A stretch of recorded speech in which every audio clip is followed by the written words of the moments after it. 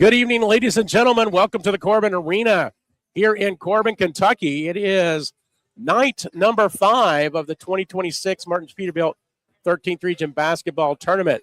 I'm Steve Black here, and I'm joined by a new fellow playing the part of Ronnie Smith. It's like an old soap opera, by the way. It's like playing the part of, was it Victor Kiriakis or something like that? But playing the part of Ronnie Smith tonight, Mr. Randy Worley. Randy, welcome to the broadcast this week. You've been pretty busy this week your own, right? Yeah, I've been traveling. I've been in Orlando, Florida on business all week, and it's hard to be gone. This is one of my favorite times of year.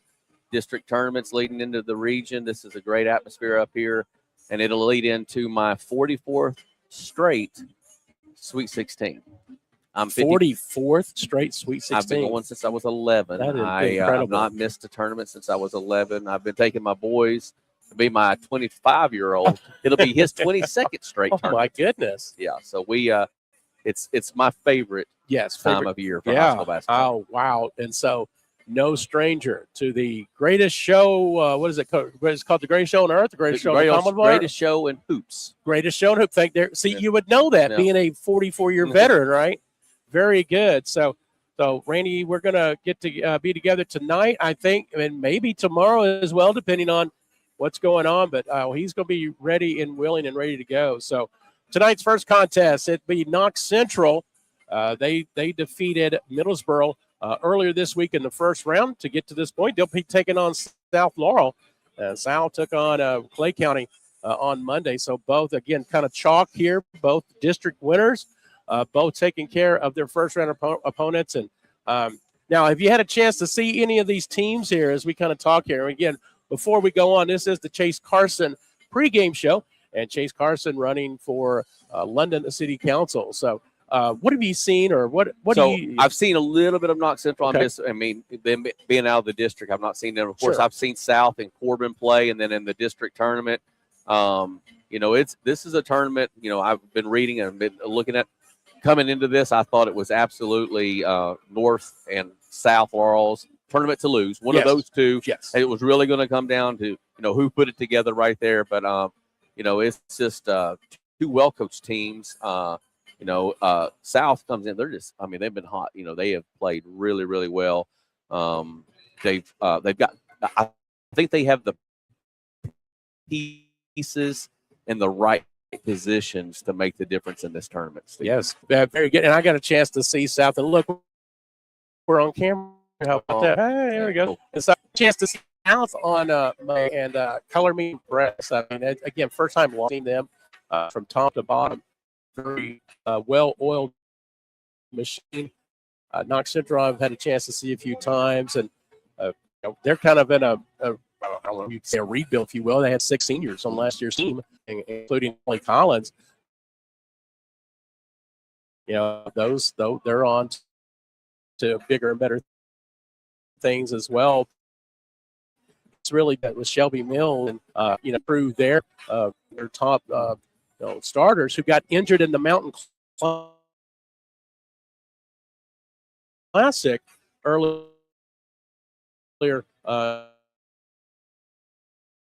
in the season.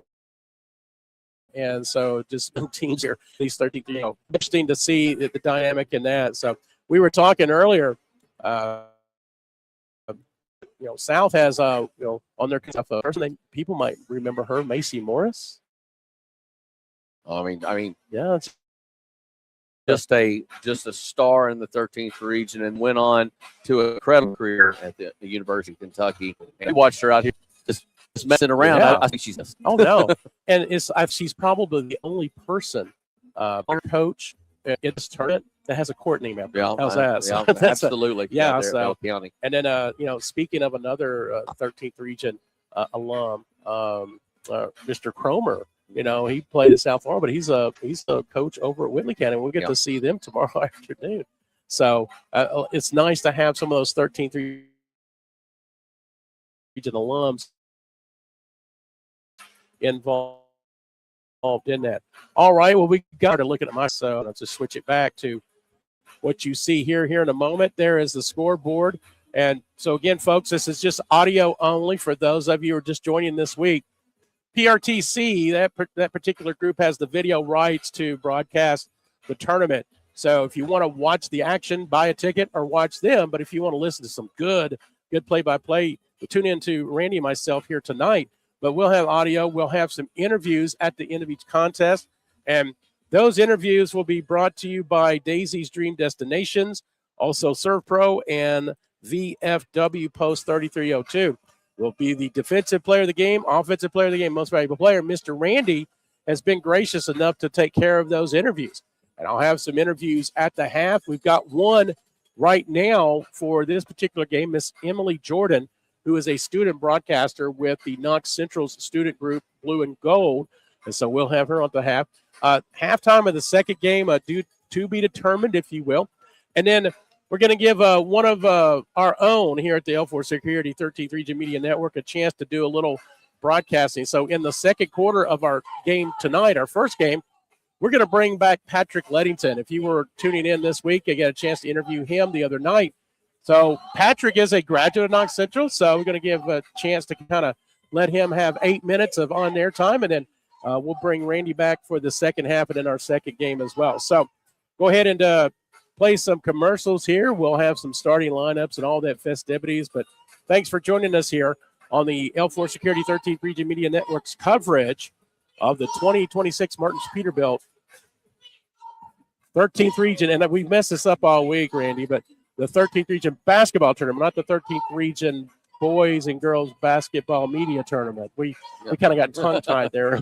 So, but back in a moment, folks. Hey, basketball fans, this is Coach T, Walter T. Hewlett, candidate for Laurel County Judge Executive. With 43 years in education and coaching, I know how to build a championship team, and I'm ready to work for you. I'm bringing community leaders, business owners, and government together to build a stronger Laurel County and a stronger Southern Kentucky. This isn't my campaign, it's our campaign. On Election Day, vote Coach T, #1 on the ballot for Laurel County Judge Executive. It's tea time. Paid for by Walter T. Hewlett for Laurel County Judge Executive.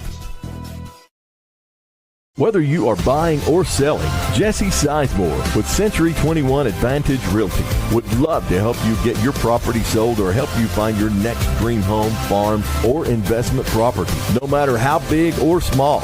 Jesse Sizemore with Century 21 Advantage Realty will help make the process smooth and enjoyable for you. Feel free to contact Jesse Sizemore anytime at 606-309-9898. Jesse Sizemore, Century 21 Advantage Realty. Hello,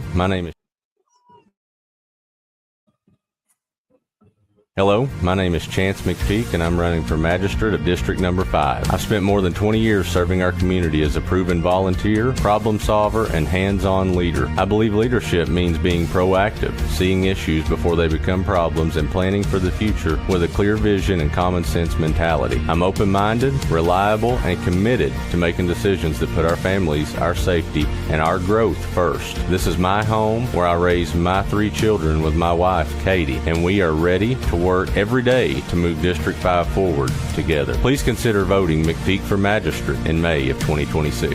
Thank you. This has been paid for by Chance McPeak. Let me introduce you to London City Council candidate Chase Carson. He was born and raised in Laurel County, graduated from South Laurel, and went on to Eastern Kentucky University, where he earned his bachelor's and his master's degree. And then he came home to give back to the community in which he loves. He's a community leader who's focused on respect and transparent local government.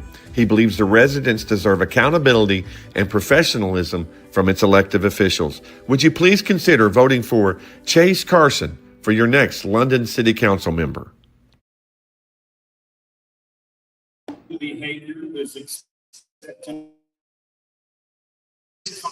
Laurel County Sheriff John Root would like to wish all the student athletes of the 13th Region a very happy, successful, and injury-free season. He'd also like to invite you to come see the brand new state-of-the-art Sheriff's Office located at 1380 Kentucky 192 East in Laurel County. From all the staff serving Laurel County, we thank you for being proud sponsors of the 13th Region Media Network.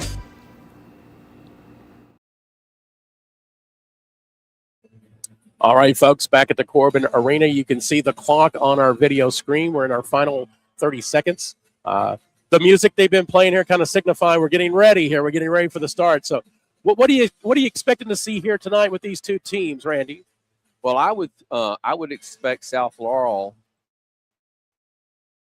with the depth and their experience, I feel like they're going to try to get to speed up Knox Central just a little bit. I think that's their key. I think that they'll try to speed them up, use their depth, run through this, and I think if they can pull out to a lead by running it, tire them out, and then you'll see them probably go a little bit more deliberate. But, I mean, kind of what you saw a little bit with Corbin did last time. The boys game, they got that lead, and then they got up about 10, and then it slowed down into more deliberate offense. But I think South Laurel will try to go with their horses tonight.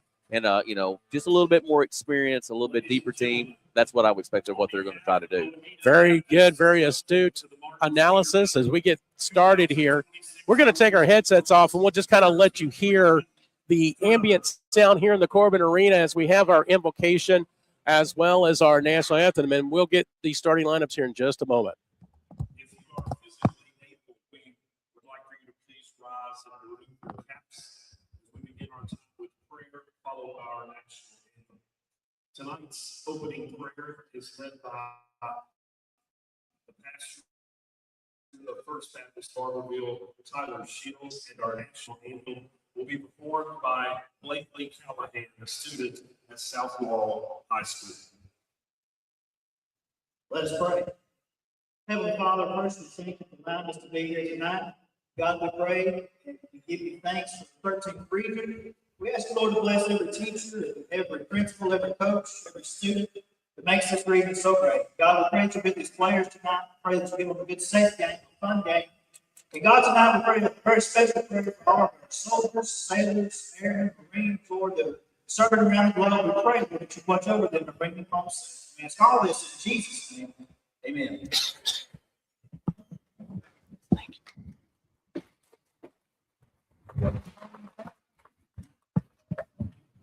Oh, say, can you see the night?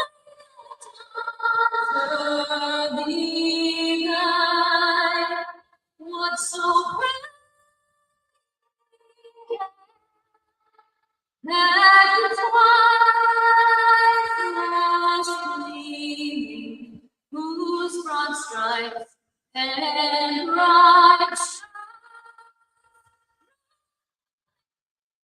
the sky, or the red stream rise again, streaming,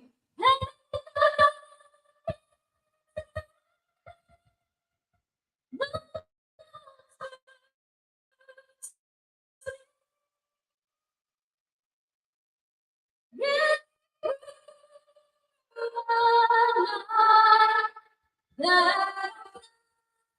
was still there. Oh, sing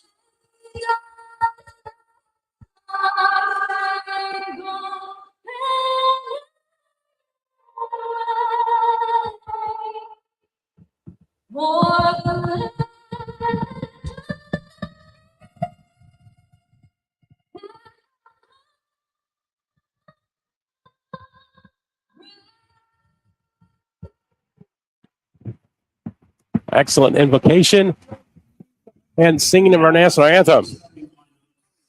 Beautiful rendition. Very good, very nice. We'll get started here. The starting lineups are being introduced here on the court right now. For the visitors on the scoreboard, the guests, the South Laurel Cardinals under head coach Todd Windland, 25-6 on the season, and they got here tonight by virtue of beating Clay County back on Monday, 69-29.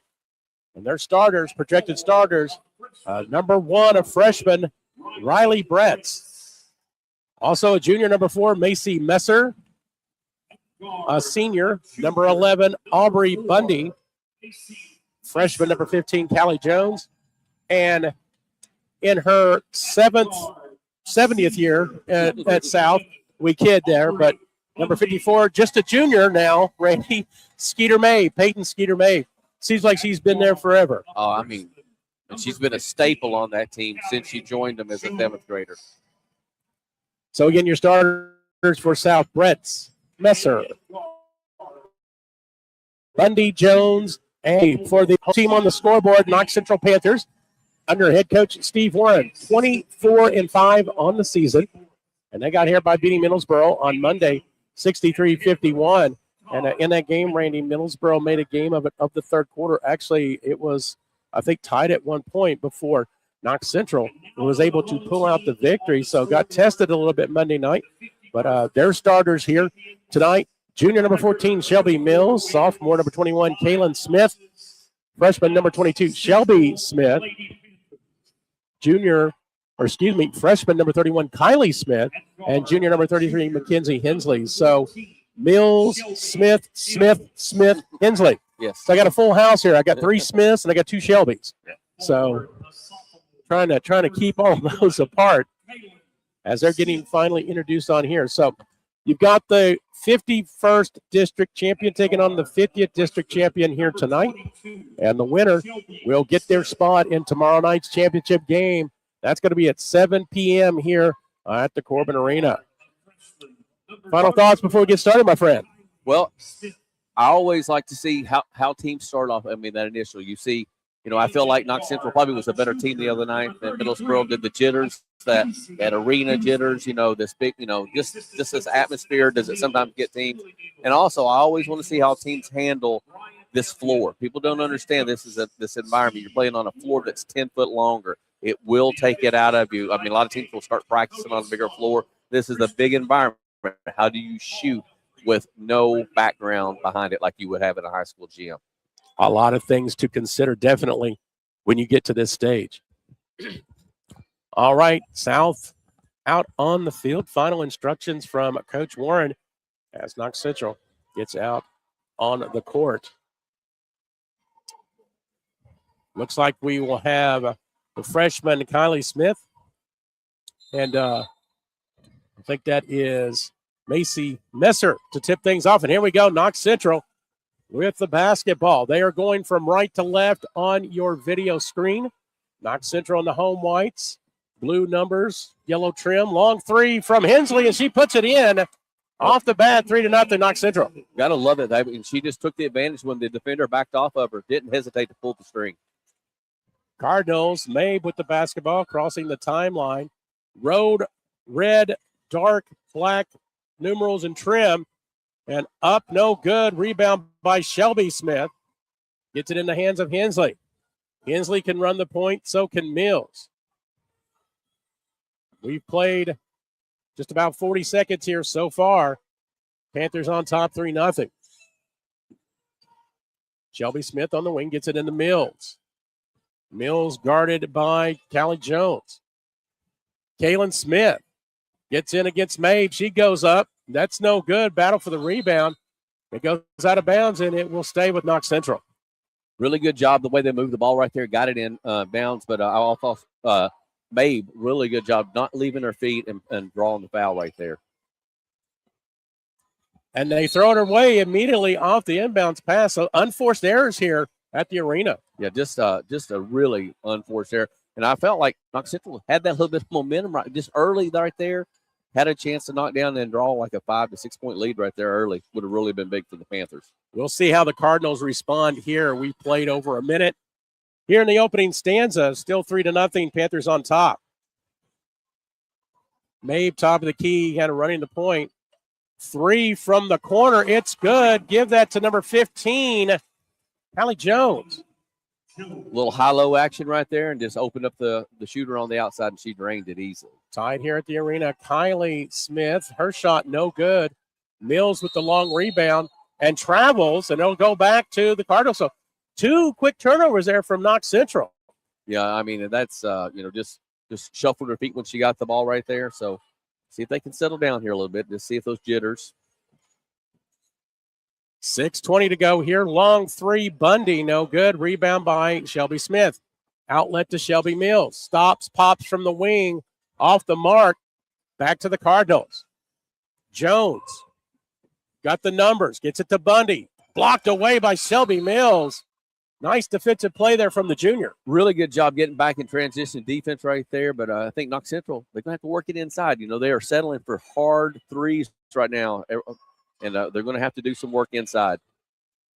The Cardinals, another chance here, knocked away, battling for the basketball. We're going to call a jump. It'll stay with South. Good defense right there. Caused the ball got on the floor. Both of them fell in there. So South's going to have the ball right underneath the basket here. So no stranger between these two. They were on this court a few years ago when Shelby Mills was in the other team's uniform. Long three there by Macy Messer, and now the Cardinals take the lead 6-3. It's a game of three so far right now, and you got Mabe running the point to precision right now for South Laurel. Hensley with the basketball, top of the key, drives to her right. Mabe goes down hard, but the ball goes out of bounds, and they're going to say, give it to South. As you all said, there's been a lot of contact in these first very 4 nights. Physical. And that was a lot of contact right there. But I like it when they allow them to play, though. And the thing to this officiating crews, to their, I guess, betterment, they have allowed that. And it's, I say a lot of sore bodies after these games. Mabe with the putback, gets her first two. And after that first three, 8-0 run for the Cardinals. Yeah, Mabe just got inside, missed her first shot, but she's so powerful inside, and she just got the easy putback. Seems a little bit discombobulated there from Shelby Mills so far. Gets double teamed. That pass gets away from Smith to Kylie Smith. Shelby Smith will take the short jumper. No good. Battle for the rebound back to Knox Central. Mills drives in. It gets blocked, but they're going to call the foul. That's going to be on Callie Jones. That'll be the first foul of this contest. What you're seeing out of South Laurel with their defense, they're playing a man-to-man defense, but they're face guarding Chase on Mills. So they're trying to get up in her and frustrate her no matter with ball or without the ball. And that's been a lot of frustration so far as Mills does put in the first. So un-Shelby Mills-like performance so far, but that's by design. Well, they're going to, like I said, they're going to make her work and try to tie her out with a thinner bench that the Panthers have. Mills with the two. It's 8-5 now. Mabe across the timeline, works her way to the right, guarded by Shelby Smith. Mabe drives in, spins, picks up the dribble, shot goes up. We get a whistle, and Mabe will go to the line. We talked about how good she did not leaving her feet when she was on defense on the other end right there. Little head and shoulder fake, got her defender up into her, then jumped up and drew the 2 free throws right here.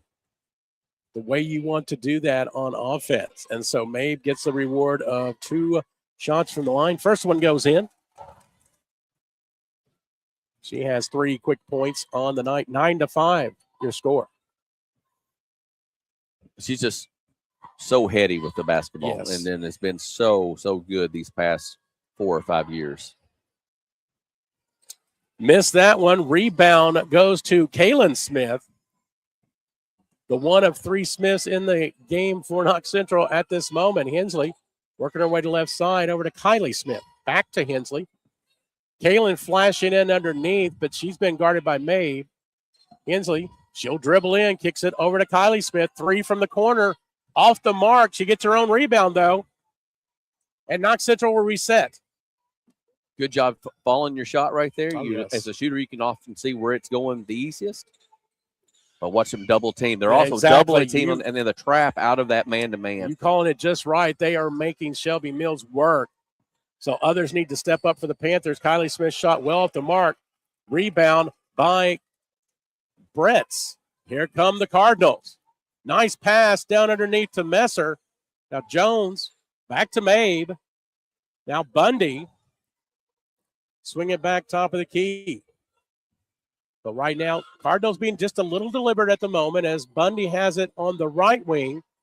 Back to the top of the key. They swing it around to the left wing to Callie Jones. Back to the top. Nice pass into Bretts. The shot from Bundy, no good. Battle for the rebound. They're going to get Callie. And Randy, that's number 2 on Callie Jones. No, that was a tough foul. Not, on a 94-foot floor, that was 90 feet from the basket. That's when your coach does not want to see a foul occur. We got some substitutions, but we have a timeout on the court, and we'll be back in a moment. Your score, 3:25 to go in the first. It is South Laurel 9, Knox Central 5. Hey, basketball fans, this is Coach T, Walter T. Hewlett, candidate for Laurel County Judge Executive. With 43 years in education and coaching, I know how to build a championship team, and I'm ready to work for you. I'm bringing community leaders, business owners, and government together to build a stronger Laurel County and a stronger Southern Kentucky. This isn't my campaign, it's our campaign. On Election Day, vote Coach T, number 1 on the ballot for Laurel County Judge Executive. It's tea time. Paid for by Walter T. Hewlett for Laurel County Judge Executive. Let me introduce you to London City Council candidate Chase Carson. He was born and raised in Laurel County, graduated from South Laurel, and went on to Eastern Kentucky University, where he earned his bachelor's and his master's degree. And then he came home to give back to the community in which he loves. He's a community leader who's focused on respect and transparent local government. He believes the residents deserve accountability and professionalism from its elected officials. Would you please consider voting for Chase Carson for your next London City Council member? Good. Back at the Corbin Arena, Knox Central with another turnover. Substitutions into the contest for the Cardinals. Number 5, 8th grader Mackenzie Fannin. Number 52, freshman Shelby Smith. We were talking about this, kind of surprised. Callie Jones is still in there with those 2 early fouls. Long 3. Actually, Callie is out. My bad. Well, I think we got our numbers mixed up. Yeah. That was the 3 by, I was trying to pick up. Oh, is it Shelby Snow? Let's see, Shelby Smith, or because we had 2 Shelby Smiths on here as well. Yep. I apologize. We got no, that's fine. We got a out of bounds. It'll stay with Knox Central. We'll get that here in a moment. Let's see, Messer with 3. Also, that was Bundy. Yeah, Bundy. Don't give her credit for 3 on that. Boy, now right there was Shelby Mills. They left her open. They lost her for the second. What'd she do? She drills the 3. Well, she's got 5 points on the night. I'm going to assume South Laurel's coach will not be happy with the fact that she got that wide open, that free. They're trying to double team her. They will hear about that. Shot miss. Here come the Panthers. Mills gets the 3. She thought she was feeling it there off the back of the rim, though. Here come the Cardinals. 3-on-3. All the way in. That was number 4, Messer. She'll go to the line for 2 as there was a foul. Foul was on Hensley. She got to really good defensive position. All she had to do was stand and maybe take the charge, but she went for the block right there. And when you swipe the arm, you're getting the call in high school basketball. And speaking of Hensley, very astute defensively. I have seen her in some big contests come up with some big defensive gems. Unfortunately, they're a little bit too hard there to get the foul. But the hustle is there. Second shot. No good. Messer misses both, but right there for the rebound is Fanning, and she'll go to the line as I think they'll get Kaylin Smith with the foul. Yeah, number 21. That's indeed the case. Yeah. Well, they missed 2 there at the line, and I always think you see in long shots here and then free throws. It's like, there's no backdrop here. Depth perception with no backdrop. Yes. And Fanning misses, so right now, and South is only 1 of 5 from the line at the moment. Make it 1 of 6. And that's 4 in a row miss. So that's keeping Knox Central into this contest. 12-8 your score. We hit the 2-minute mark of the first quarter. Again, programming note, our good buddy from the L4 Security 13th Region Media Network, Patrick Leddington, will join us here in the second quarter. And then Randy will stay with us the rest of the way. Hensley misses that 3. Here come the Cards. Over to Bundy. Drives the baseline. She gets it stripped. And guess who's right there? Hensley. Yep. Good defensive play. Stepped right in there. And like you said, a lot of on-ball contact in this game. I'm just amazed at the amount of on-ball contact here. Hensley brings it up. Kaylin Smith. She'll take the 3. I don't know about that. But Shelby Smith gets the long rebound. It'll stay with Knox Central. A little bit premature on that, I thought. Yeah, I think, and she was behind the pro 3-point line there too. That's another thing about this arena. Has 2 lines here. You know, some kids are shooting it from 3 or 4 feet beyond where they should. Off the hands of Kylie Smith. She tries to save it into the hands, though, of Shelby Smith. That's South Laurel Shelby Smith. Nice passing there, and the bucket goes to Messer. She's got 5. That ball went 94 feet and didn't hardly take a bounce. It was all on passing. And that's what you're looking for. That's textbook transition right there. Mills, 3. Off the mark. She's missed her last 2. Rebound by Messer. She's definitely allowed the quick trigger. They get it back to Mabe. And, Randy, they may just work it for the final shot here in the final 30 seconds. With the 6-point lead, I would definitely stand right there and hold this right here. I would. Nothing to lose at this moment. No. I would not take this shot until it gets under 5 seconds and leave Knox Central with nothing. So we'll see a move here offensively, probably around the 10-second mark. You see your clock on the screen, 15 seconds and counting. 12 seconds, 11. Now we've hit 10. So Mabe will start her move. She goes to her left, guarded by Mills. Up with it. She'll go to the line as Mills gets the foul. That was always going to be a one-on-one situation. Who was going to come screen? That's all the decision was. And then they were just going to try to get Skeeter in a one-on-one situation with somebody who couldn't handle her size. Skeeter, the only Cardinal to make a free throw. She puts that first one in. So Kaylee Gambrell Garrison, freshman coming in for Knox Central, in for the Cardinals. Riley Bretz back into the contest for the final 2.2. Mabe taking her second one. Make free throws. They're up 10 in this game at least. Yeah. And she does put it in. She's 3 or 4 from the line, 16-8. Final 2 seconds. And Hensley will throw it up. It's well short. We've played 1 quarter from the Corbin Arena in our first semifinal game. South Laurel 16, Knox Central 8. Randy, real quick impressions of the first quarter. Well, like we said, if South Laurel makes those free throws, they're up it really big right here. So that's the advantage of Knox Central.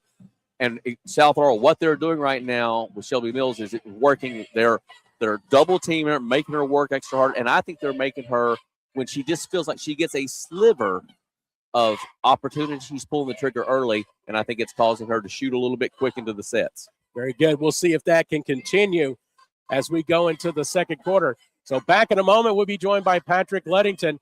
You are watching the L4 Security 13 Region Media Network's coverage of the regional tournament from the Corbin Arena. Whether you are buying or selling, Jesse Sizemore with Century 21 Advantage Realty would love to help you get your property sold or help you find your next dream home, farm, or investment property. No matter how big or small, Jesse Sizemore with Century 21 Advantage Realty will help make the process smooth and enjoyable for you. Feel free to contact Jesse Sizemore anytime at 606-309-9898. Jesse Sizemore, Century 21 Advantage Realty. All right, ladies and gentlemen, back at the Corbin Arena, second quarter action. South Laurel up 16-8. Steve Black and Patrick Ludington here in the second quarter. So we'll get Patrick in here in a moment as we get started. Panthers, and immediately another turnover. So Patrick, what have you seen so far in this contest? What I've seen a lot of is what Knox Central tried to do right there before the turnover. Not getting the ball inside to Kaylin Smith. They did not make a 2-point field goal. They got to get the ball inside when we come back. All right, Bundy with a 3, no good. Rebound by Kaylin Smith. He gets it over to Hensley. We play 30 seconds here. At the half, we'll have a halftime interview with Emily Jordan. Emily is one of the student broadcasters for Knox Central's Blue and Gold Network. Gambrell Garrison, 3, no good. Rebound by Mabe. Mabe, outlet to Bundy, goes in to Bretz, and she puts it in. A good pass right there, real good. Good pass there from Bundy to Bretz. 18-8, 10-point Cardinal lead. Hensley, top of the key, guarded by Bundy. She works her way to the left, kicks it over to Garrison, back to Shelby Smith. They get in the hands of Shelby Mills. They've done a good job on Mills so far. Shelby Smith, a 3, and it's good. and that is Knox Central's Shelby Smith. Puts it in and cuts the deficit to 7. It was really good. You know, Scooter May with the ball right here. Just not even basketball knowledge right here. My favorite name of this tournament, Scooter May, but she's controlling this game outside and in. Mabe goes in, off the glass, no good. Bretts with the rebound and the putback. Riley Bretts, 4 quick points here in the quarter, and it's a 9-point Cardinal lead. South Laurel winning the hustle plays right now. 50-50 balls, they get them all. Very good. Hensley gets it over to Kaylin Smith. Her shot no good. She'll get her own rebound, puts it back up and in. Her first 2 of the contest. 20-14 your score. We play 2 minutes here in the second quarter. Winner gets a shot at the championship tomorrow night here from the Corman Arena. Mabe kicks it over number 5, Fanning. Her 3 is no good. Hensley with the rebound. Across the timeline is McKenzie. She's guarded by Bundy. Switch it over to Shelby Smith. Now Shelby Mills kicks it back over to Hensley, top of the key, works to her right. Now top of the key is Shelby Smith, loses the handle, tries to find Shelby Mills, does it. It's a turnover, gets it into the hands of Fanning. She goes up, and Fanning will go to the line with the foul. South Laurel doing a great job at clogging the lanes, not allowing them Knox Central guards to drive in. Shelby Mills, her second personal. That's going to put, Mackenzie Fanning to the line. She's already shot 2 attempts, 0 for 2, make it 1 of 3. Number 15, Karis Frederick into the game for Knox Central, just an 8th grader. One thing about this Knox Central team they got to look forward to is youth. You know, no seniors on this team. They'll be back. Fanning with the second shot, and Callie Jones back into the contest. Callie had those 2 early fouls in the first quarter. We're approaching 5:15 to go in the half. Your score 22-13. Cardinals on top. Mills at the basketball, finds Kaylin Smith. Shot no good, but she'll go to the line for 2.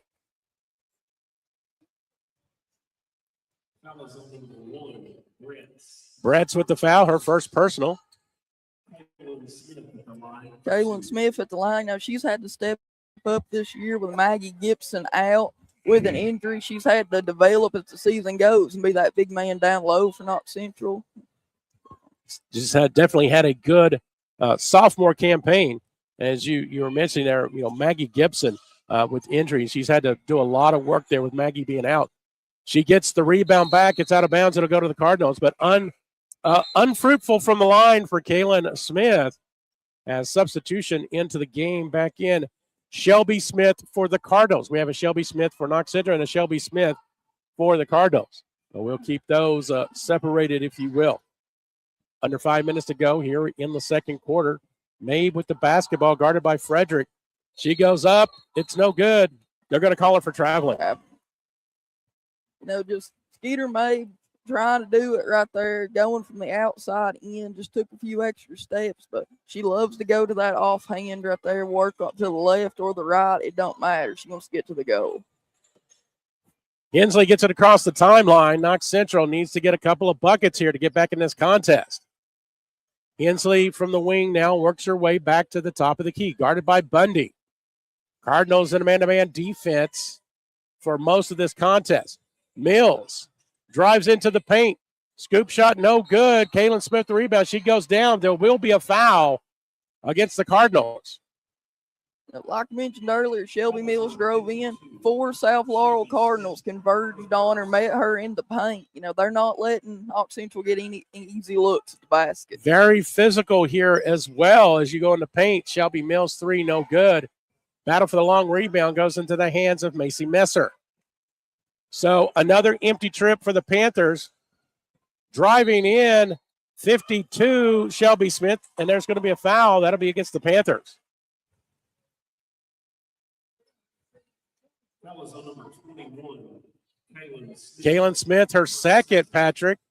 So Coach Warren thinking about putting her on the bench here. We'll see.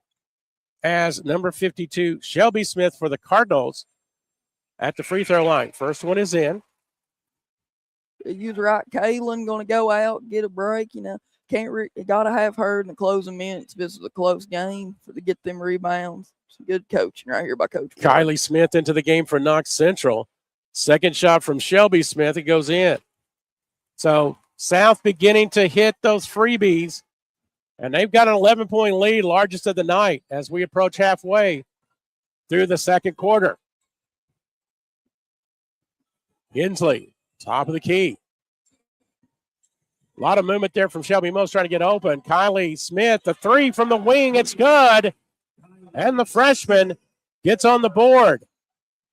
3-point shooting. That's what Knox Central does so well. If they can start making those lanes to drive is going to open up. 24-16, Mabe loses the handle in the hands of Shelby Smith. Her shot no good. Mackenzie Hensley with the rebound. Knox Central in transition. Finds Frederick, the 8th grader. She gets blocked by Mabe, but they're going to whistle Mabe for the foul. An 8th grader right now playing big minutes in this region tournament. She's young, but she's out here performing. Now she's going to go to the line in a big moment. Shoot free throw. So Karras, just an 8th grader. Also a starter on the Central volleyball team. Coming off the bench here, she puts in the first. 24-17. So Knox Central trying to chip away at this deficit. It was 11 at one point. Second shot goes in. We'll take a timeout, Patrick, as we got 3:27 to go till halftime. Your score, South Florida 24, Knox Central 18. Back in a moment. Hello, my name is Chance McPeak, and I'm running for magistrate of District Number 5. I've spent more than 20 years serving our community as a proven volunteer, problem solver, and hands-on leader. I believe leadership means being proactive, seeing issues before they become problems, and planning for the future with a clear vision and common sense mentality. I'm open-minded, reliable, and committed to making decisions that put our families, our safety, and our growth first. This is my home where I raise my 3 children with my wife, Katie, and we are ready to work every day to move District 5 forward together. Please consider voting McPeak for Magistrate in May of 2026. Thank you. This has been paid for by Chance McPeak. Laurel County Sheriff John Root would like to wish all the student athletes of the 13th region a very happy, successful, and injury-free season. He'd also like to invite you to come see the brand new state-of-the-art Sheriff's Office located at 1380 Kentucky 192 East in Laurel County. From all the staff serving Laurel County, we thank you for being proud sponsors of the 13th Region Media Network. Back here at the Corbin Arena, your score, South Laurel 24 and Knox Central 18. Steve Black, Patrick Lettington here for the second quarter action. We'll have Randy Worley back in the second half and in the second game as well. Cardinals with the basketball. Again, after that 11-point deficit, Knox Central has been chipping away. It's down to 6 here at the moment. Turnaround jumper, give it to Messer. Her first 2 here in the quarter is 26-18. Macy Messer can just score the ball. Noticed watching her in the first quarter, one of the purest 3-point shots I've seen this season. Hensley basketball guarded by Bundy. And stay with us at halftime. We'll have Emily Jordan, student broadcaster from Blue and Gold Network. We'll talk to her. We'll get her thoughts about tonight's contest as well. Shelby Mills, a long 3. It is short. Long rebound. And we're going to get a loose ball foul on Shelby Smith. And that's going to be Shelby's second. Team fouls, Patrick, 3 apiece here, as we've got 2.5 to go till halftime. Been letting them play this week. They've been letting them play, and that's the brand of basketball I kind of like to see. So, Patrick, he just let them play, right? Let them play. Let them play. They'll be sore tomorrow, but let them play. Callie Jones, her 3 no good. Rebound by Shelby Mills. Again, the Panthers looking to chip away here in the final moments, try to get some momentum. As that ball is tipped out of bounds, it'll stay with Knox Central. Same thing, just a great defense South Laurel's got, closing the driving lanes. Like I said, Knox Central's got to be able to hit them outside more frequently than they already are. Great three-point shooting team, but South Laurel's begging them to shoot it. All right, inbounds to Hensley. She'll work her way to the top of the key. Good defense from the Cardinals throughout, making it tough to get some open looks for the Panthers. Shelby Smith now. Skip pass over to Hensley. She'll drive into the paint. That's ball's knocked away. Good presence of mind from Kylie Smith to get the loose ball. Panthers still with possession. She goes up. It's no good, but she's going to go to the line. Earn these three throws right here. That was a great hustle play by her. Shelby Smith foul for the Cardinals, her second. Kylie Smith, freshman, will be at the line for two. First one, no good. This Panther team, as Riley Brett's back into the game for the Cardinals. But this Panther team, they start two freshmen and a sophomore. So, again, young lineup, but same thing. You can say the same thing for South. They start young players as well. Second shot goes in for Kylie Smith. 26-19 your score. Final minute and a half here till halftime. So, and then Patrick will serve double duty because he'll be my cameraman here right at the half to get it switched over. Mabe, her shot point blank, no good. Rebound from Callie Jones. She'll go to the line as she was fouled. Offensive rebound, and that's what every coach loves to see, their team crashing the glass and get one of them rebounds. Karis Frederick with the foul. That's just her first. Callie Jones hit a three early in the first quarter, puts in the free throw. So she's got 4 on the evening. Making it a 8-point game again. Knox Central had cut it to 6. So we're going to get a substitution for the shooter here in a moment. But at 27-19 and 28-19 as Jones puts it in. So 9-point game once again. Number 5, Mackenzie Fannin back into the contest. You know, Callie Jones, also a freshman. Like you mentioned, a lot of young talent on this court. I think both of these teams have some good few years ahead of them. Skip pass over to Kylie Smith. 3 from the corner, no good. Fannin with the rebound. Here comes Mabe. Slowly across the timeline. Final minute here from the Corbin Arena for the first half. So Mabe in no hurry. Probably working for the last shot, Patrick. I'd say so, you know. This is what we've seen Kentucky high school basketball over the years. You know, this is vintage right here. Just going to hold it for the final shot. Now, Knox Central's defense, they're playing them a little close, trying to force the issue. So Mabe going from left to right, guarded by Mills now. Swings it over to Fanning. She loses the handle, and it almost stolen, and it's going to get away. But unfortunately, Shelby Mills, she got the steal but was on the line. Good aggressive defense there from the Panthers. Had 2 players on the floor diving right there. You know, that's what you want to see. Didn't get the turnover. You know, has the defense rattled. Callie Smith back into the contest for the final 25 seconds. They get it to Mabe. Kylie Smith guarding Mabe closely here. Coach Warren prides his team with their defense, and they're trying to show it here to see if they can get a turnover. 13 seconds and counting. Mabe will start the play. Works to her left, gets a screen from Bretz. Mabe will take a 3. No good. And we're going to get an over-the-back foul on the Cardinals. Number 1, Riley Bretz, her second. Are we shooting on this right here? I believe we are. You are right, as that's the 15th foul. And so Knox Central with a chance with 1.2 seconds to go here till half to cut into this deficit. It'll be number 22, Shelby Smith. Might not seem like much, but these 2 free throws could come back to bite South Florida later in the game, you know. First one misses. You're right, but they got to make them, right? They got to make them. Got to make them pay for it. So not on that one. But Shelby Smith will get a second opportunity. That one goes in.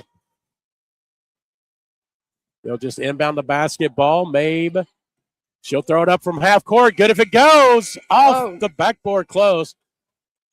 But we have come to halftime, 28-20. Thank you, Patrick, for being on. He put the headset down and going to have him do some camera work right now.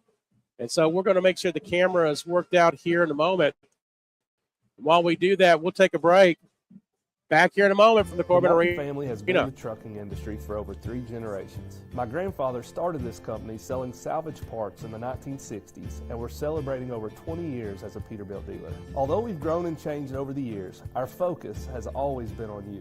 We get it. When your truck's down, you're not making money. That's why we keep thousands of quality parts in stock so you can get back on the road as soon as possible. At Martin's Peterbilt, relationships matter, and that's why we've been around for generations. Come see us. Yeah. Okay. All right. So let's play another commercial and we'll have a couple of interviews. No doubt in the world we live in today, security is our number one priority. Let me tell you about the good folks at L4 Security Group. They offer surveillance, hiring solutions, risk management, guards, mobile patrol, and much more. Buddy Blair and John Blanton have over 60 years experience in the industry and protect over 12 states.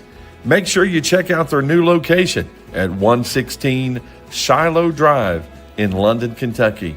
Thank you, L4 Security Group, for your sponsorship of the 13th Region Media Network. Let me introduce you to London City Council candidate Chase Carson. He was born and raised in Laurel County, graduated from South Laurel, and went on to Eastern Kentucky University, where he earned his bachelor's and his master's degree. And then he came home to give back to the community in which he loves. He's a community leader who's focused on respect and transparent local government. He believes the residents deserve accountability and professionalism from its elected officials. Would you please consider voting for Chase Carson for your next London City Council member? All right, back here at the half, your score, South Laurel 28 and Knox Central 20. Steve Black, and I'm joined here by another special guest. So we've had a lot of special guests here throughout the week. So Emily Jordan, student broadcaster for Blue and Gold Network, representing Knox Central. So we'll talk real quick a little bit about yourself, maybe get a quick assessment of the game. And I think we'll have another member of your crew, Blakely Castle, will jump in as well. So 2 for 1, right? So very good. So what got you started? What got your interest started into broadcasting? Well, I always kind of like watching basketball growing up. I've been into sports my whole life. I never really saw the other side of it, of the behind the scenes broadcasting, all of that. But once I started getting into like a little bit deeper into social media and stuff and seeing all the stuff that takes place behind the scenes, people who work, it got me really interested in it. And then joining media, Matlock kind of just said, hey, here's a camera. Go shoot this football game. Go shoot this volleyball game. And then obviously my sophomore year this year, he put me on call for a volleyball game, a couple football games, and now I've been doing basketball actually quite a lot. I've done 10, 12, somewhere through there of boys and girls basketball games. So you've had a lot of opportunities so far to kind of get into things and stuff like that. So my understanding there at Knox Central, it is part of an academic program. Can you tell us a little bit about that? So, yeah, you can – obviously Knox Central has a bunch of different pathways that you can get into your freshman year. Everybody says, try to find the one you like your freshman year, but you can change it. I think they're all a 3-year long course. So you'll have like your freshman year for media is like graphic design and editing, I think is what it's based on. And then this year, sophomore year, it's film and film study and video editing. And then the third year, you can do either yearbook or there's something else, and I can't quite remember it. But it seems like you're just doing a lot of different stuff, and it just kind of builds as the years go on. No, like taking what I've learned from like last year, and then that moves so easily into film study and video editing because you learn how to do like a still frame of like graphic design and editing a picture. And then you can just take that and put it into editing a video or a short film or stuff like that. Very good. We are here on the Chase Carson halftime show, if you will. Emily Jordan, member of the Blue and Gold Network, student-led group here at the region this year. Now, is this your first regional tournament, or did you do some last year? No, this is my first region. So what's your experience so far? It's been really fun. I mean, I haven't done any boys games yet. That's been Shelby Smith and Blakely Castle taking over that. And then me and Harrison Trosper have been doing the girls game on the region side. But it's been really fun. This was my first time doing anything involved with region and in district. So is this something you want to do post-high school? yes. Really? Maybe. Very good. I'm trying to figure out what exactly, whether it's broadcasting and like commentary type of thing, or whether it's doing a social media manager's position or announcing or stuff like that. But definitely this is what I want to go into in sports media. Do you have one area of media that's kind of like coming up to the forefront in the sense of your favorite so far, or is that yet to be determined? Commentary is kind of getting up there. I've not done it until this year because at first I was kind of like, where I was in the graphic design and everything my freshman year, I was kind of like, oh, okay, this is fun. Maybe make some schedules, make like game day pictures and stuff for a team. But now that I've gotten into this is really fun. Well, like, I really enjoy doing this. Well, and you've got 2 more years, at this. And so, at some point, get those reps in, right? And so you'll be like the star announcer, the play-by-play and things like that. So have you felt like that, because, you were doing some stuff in the fall, there was some football, and you feel like you're a lot more comfortable now as you continue to do it? Oh, yeah. Like a whole lot. I remember that first football game. I was like, I don't even remember what a first down is. I don't know what to do. But now, and something I will say that's really helped, and I don't want to give him a big head because if he hears this, he might get one. But calling with Harrison really helps because he really takes over a lot of the play-by-play, and then I get to come in kind of just as a color commentator. And so I'm not having to worry about really getting all of the, she passes it to this girl and she kicks it down low and she gets it back up the top of the key. And that can be a lot sometimes. Yeah. Because there's a lot that you can easily mess up with your words. And that always got me. It's like, what if I say this girl's name wrong? What if I say she took a 3, but she didn't actually take a 3? So being able to kind of take a back seat and just listen to him more. Very good. It's been great. Very good. And so, the more you do it, the more you get comfortable with it. And you have the personality for it. Just working with you for a little bit of their time. You have a good personality for it. So, well, thank you very much, Emily. Good luck to you the rest of the way. We're going to get Blakely in here as well. So you can go ahead and take your headset down. We'll get Blakely here. So again, Emily Jordan, one of the broadcasters here for the Blue and Gold Network, the group from Knox Central that's here, and another person from the Blue and Gold Network, Miss Blakely Castle. And so, Blakely, what do you do with the Blue and Gold Network? So tell us a little bit about what you're doing with the network. I do a little bit of everything. You see me on the call some, and you also see me with a camera taking some pictures. Blue and Gold actually inspired me to buy my own camera. Really? So I do a little bit of videography as well. Very good. Now, I know you play volleyball at Knox Central. I know you do also softball coming up. So, but what got you into the media part of things? They show us these videos about pathways every year, and I kind of seen that, and I knew Matlock, and he's a pretty cool guy. And I was like, I love sports and I love technology, and what better place is there to be than sports media? Very good. Now, what has and again, Matlock, everybody calls him Matlock, Justin Matlock. He runs and heads up the program here at Knox Central. So what does Mr. Matlock do in the sense that impresses you and wants you to be more a part of this? He teaches us about everything we need to know, and he makes it so everybody can understand everything. He keeps everything organized and makes things fair for everybody, and just makes sure that we're efficient and that we get done what we need to do. And, he has his own work and projects, and his own business is so impressive. Okay. And it's just like you see his skill, and you're like, I want to learn from that guy. Very good. We are here on the Chase Carson halftime show, and I'm here with Blakely Castle, one of the members of the Blue and Gold Network, the Knox Central's student-led program that's here at the regional tournament. So have you had a chance to do some broadcasting? I think you did some yesterday. Yep. So tell us about your experience in broadcasting. How's that been for you? It's been really fun, and it's a great experience. I'm not much of a basketball person. I like watching it, but, I played a little when I was young, but I kind of fell out of it.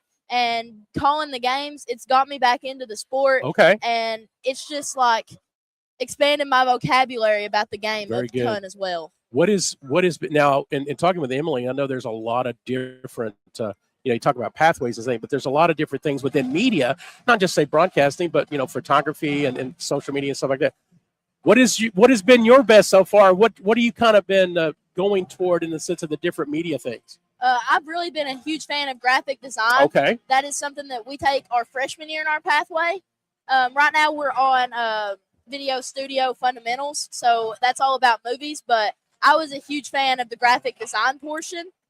Very good. Now, I'm going to put you on the spot here. So I see you on social media, and you do this thing with energy drinks. Why don't you tell us a little bit about that? I think that's pretty interesting. It's definitely. She didn't know I was going to ask her that, folks, but go ahead. I love energy drinks. Like they're great. And honestly, I just got told one day because I was talking to my friends, and they were like, "Why don't you review these?" And I was like, "You know what? You're right." And I was always like, you talk about your social media presence. Being an athlete and in sports, your social media presence is so important to being recruited. And I was like, this is something I'm passionate about. I love them. And I was like, why would I not share my interests on my social media platforms? Do you think that has the inspiration in the sense of how you're doing things here with the media here at Knox Central to kind of do things like that? Or was that something you were already doing before you got involved with Blue and Gold? I don't know. No, media, it's definitely inspired me to do that. I wasn't very big on putting myself out there on social media. Yeah. But, when we're on the call and we're in interviews, we're in heads-up situations all the time. And you really got to put yourself out there, and you're on camera, and, you're doing all kinds of great things. And it's like, I can do this, so why would I not be able to do it for myself on my own social media? Very good. We got all these photo bombs going on here. I don't know this guy here. We need to get security on him. But let me ask you this: is this something? I know again you're a proficient athlete, and I've seen you in action in volleyball and hopefully get some in softball as well. But what are you looking to maybe do more media things post high school? Because now you are a sophomore, is that correct? So you got a couple more years at this. Are you looking to do this post high school? I mean, yeah, I would love to. Not technically as a career, but I would still love to stay into media. I love it. I'm very passionate about it.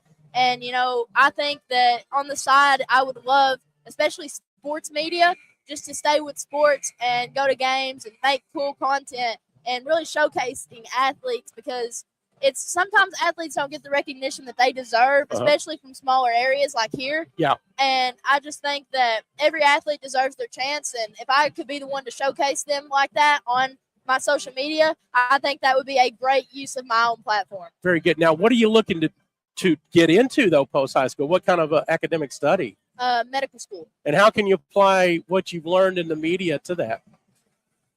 When you are in medical, the pressure's all on you. I want to be an orthopedic surgeon myself.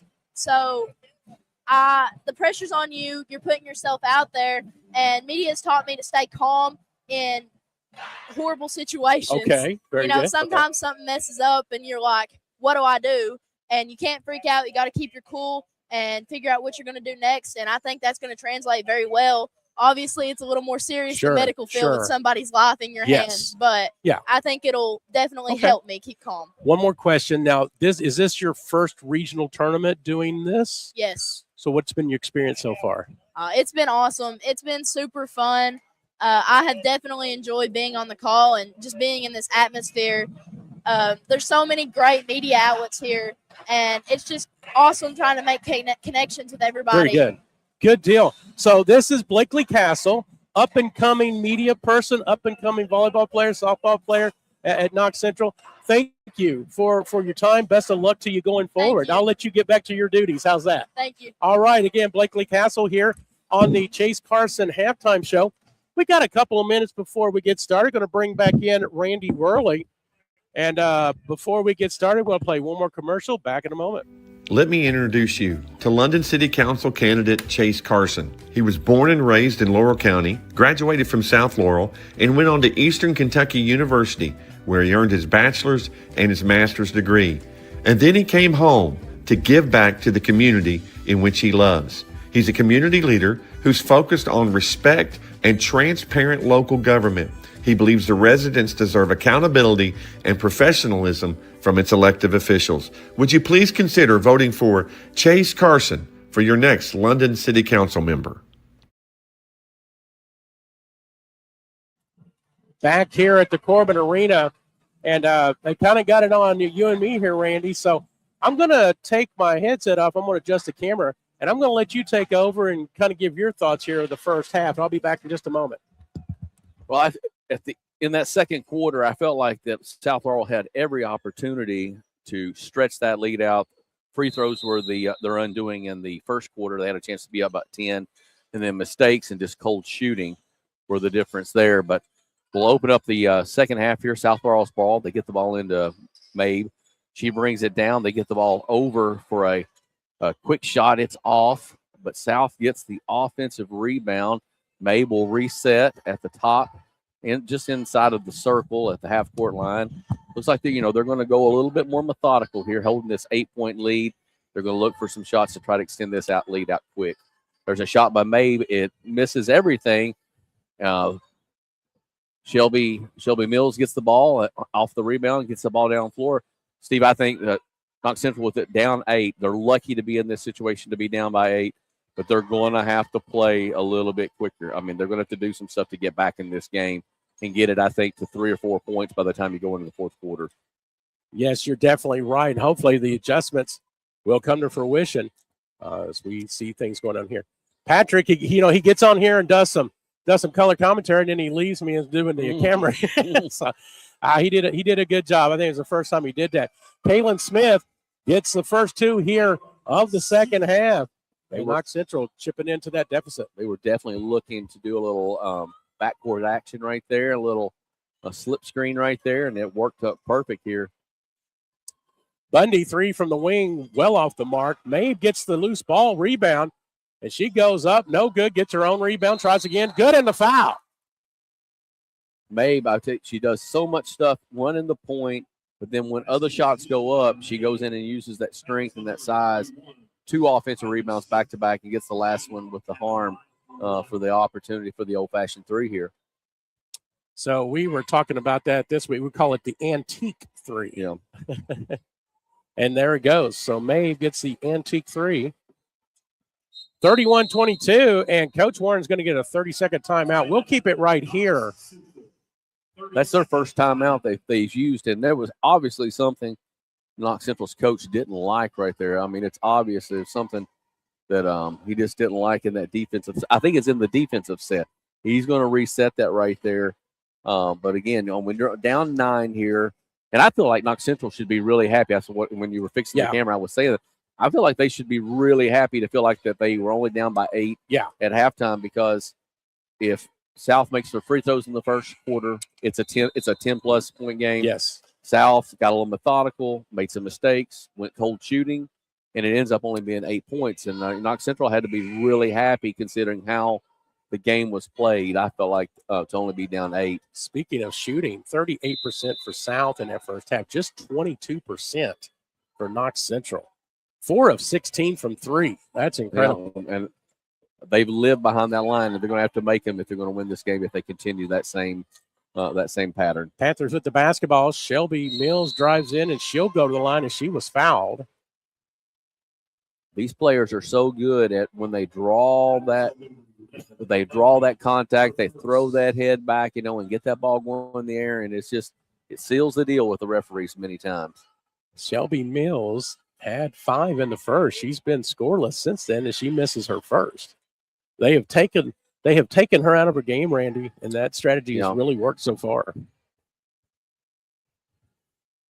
Second shot from Mills. It does go in. So 31-23, 8-point lead for South. Approaching 6 minutes to go here in the third. Callie Jones, her shot is short. Battle for the rebound. It'll go in the hands of the Panthers. Here comes Hensley. Gets it across the timeline. She'll take it herself, coast to coast. No good. Right there with the rebound is Bundy. Double, triple team gets it over to Mabe. Cardinals have the numbers. Mabe. She'll take it in by herself. Up and no good. Unlucky, but she got a rebound back. Brett's right there, and she'll go to the line. And South Laurel's just owning the offensive boards. 2 offensive rebounds right there. And Knox Central's lucky because, South missed really 2 point-blank shots right at the rim right here. They had 13 rebounds in the first half, 4 offensive. Actually, it's interesting. Knox Central actually out-rebounded South, but that just didn't feel like it. So Brett's making 1 of 2 there. 1 of 2. So 9-point game. And as you said, Randy, they were lucky to just be where they were at, but they're going to have to do something right now. Again, we played almost 3 minutes and really just nothing so far. Smith, Kaylin, she misses, and I think she'll get the foul. Not what you want there. Little push in the back there, going for the rebound. Skeeter did a really good job selling it right there, too. I will tell you, anytime you feel that, these kids are really good. They've been taught really well at selling fouls. Anytime anyone says selling, I think of pro wrestling. She sold it well, right? So that is 3 fouls for Kaylin Smith. Shelby Smith also 3 fouls for Knox Central. So that's going to become a factor as well. Callie Jones almost lost the ball over the half court, regains it, though, to Brett's. And Hensley, she was guarding Maeve very tightly, but Bundy now picks up her dribble, finds Maeve, top of the key. 4:50 and counting. Maeve switches it out over to Bundy. Nice ball movement as Messer has it now for the Cardinals. Pass over to Jones. Jones drives in toward the baseline, picks up the dribble, finds Maeve. Maeve drives in, pump fake, shot up, no good. She's fouled by Gambrel Garrison. Maeve did a really good job going to her left, gets her defender on her bad side, and then just that little head and shoulder fake, gets her in the air, and then all you got to do is just move that body into that and try to finish the shot. Very deliberate offensive set there from South, running some clock off, but then taking advantage of any wide open opportunities. And that allowed Maeve to get to the line. She makes the first. Karis Frederick into the game for Knox Central, replacing Kylie Smith. So 4:31 to go, 10-point contest. And Maeve with a chance to make it South's largest lead. Again, tied for 11, largest lead of the night. And right here with 4 minutes to go, down 11, I think Knox Central, you've got to get it. You've got to go on a run and get it to around 4 or 5. Mills with the 3. It's no good. Battling for the rebound into the hands of the Cardinals. Maeve saves it right to Bundy. How appropriate. Bundy, she loses it, but Messer regains it. They've got numbers. Messer goes in. Her shot no good. Battling for the rebound. She gets it. We get a whistle, though. Going to be a 2-shot foul, looks like. Yep. I thought they might call that on the floor. I think what you'll see out of out of South Laurel, if it's not a transition opportunity, I would not be surprised if they take 30 seconds of possession off the clock or try to in this situation. 11-point contest. Brett's misses the first. Their free throw shooting, I need to look at that because I know it wasn't good in the first half. Just 9 of 14 for 64%. That's not good for free throws. And they've missed several more here. So that's the difference in this game being a 11-point game versus a 22-point game right now. Shelby Smith for the Cardinals into the game. 3:57, 34-23. But yeah, they've left to 3 points from the line here in the quarter South, or it would be even more. Kaylin Smith, she'll go to the line. I think it's going to be, let's see, Shelby Smith for the Cardinals. She's got 3. So fouls starting to pile up, actually, at both sides. You got Shelby Smith for 3 for the Cardinals. Bundy, Brett's 2 each as well. Kaylin Smith puts in her first. But you got Kaylin Smith, Shelby Smith for the Panthers with 3 apiece. Kaylin misses the second. Hensley to Gambrel Garrison for the 3. It's good. Haley Gambrel Garrison. There's a 4-point trip right there. And they've cut it to 7. So new life in the Panthers. They got to keep the momentum going. And I think what you're talking about here, Randy, I was going to say that before the shot. And maybe a little bit early there. They Yes. do get the long rebound from Bundy, and they're going to get a 30-second timeout. Let's take a quick one here ourselves. Back in a moment from the Corbin Laurel Arena. County Sheriff John Root would like to wish all the student athletes of the 13th region a very happy, successful, and injury-free season. He'd also like to invite you to come see the brand new state-of-the-art Sheriff's Office located at 1380 Kentucky 192 East in Laurel County. From all the staff serving Laurel County, we thank you for being proud sponsors of the 13th Region Media Network. Whether you are buying or selling, Jesse Sizemore with Century 21 Advantage Realty would love to help you get your property sold or help you find your next dream home, farm, or investment property, no matter how big or small. Jesse Sizemore with Century 21 Advantage Realty will help make the process smooth and enjoyable for you. Feel free to contact Jesse Sizemore anytime at 606-309-9898. Jesse Sizemore, Century 21 Advantage Realty. Back here, Corbin, Kentucky, Corbin Arena. Steve Black, Randy Worley with you. And again, shout out to Emily Mills, Blakely Castle, a couple of student members of the Blue and Gold Network that spoke to me at halftime. They're enjoying their first regional tournament, Randy, and been involved with this stuff as well over the years, how excited it is to be doing what we're doing here. And it's nice to see that there's young people that have those same interests, because we ain't getting any younger, man. Oh, yes, absolutely. All right, off the timeout, it'll stay with the Cardinals. Now, as a reminder, we will have our offensive, defensive, and MVP at the end of this contest, and Randy will interview those people. Again, thanks to Daisy's Dream Destination Serve Pro and VFW Post 3302 for sponsoring those superlatives. Again, thanks to Chase Carson as well for the pre-post game halftime shows. Bundy with the basketball. Wing, she drives it into the paint. It's blocked by Kaylin Smith into the hands of Garrison.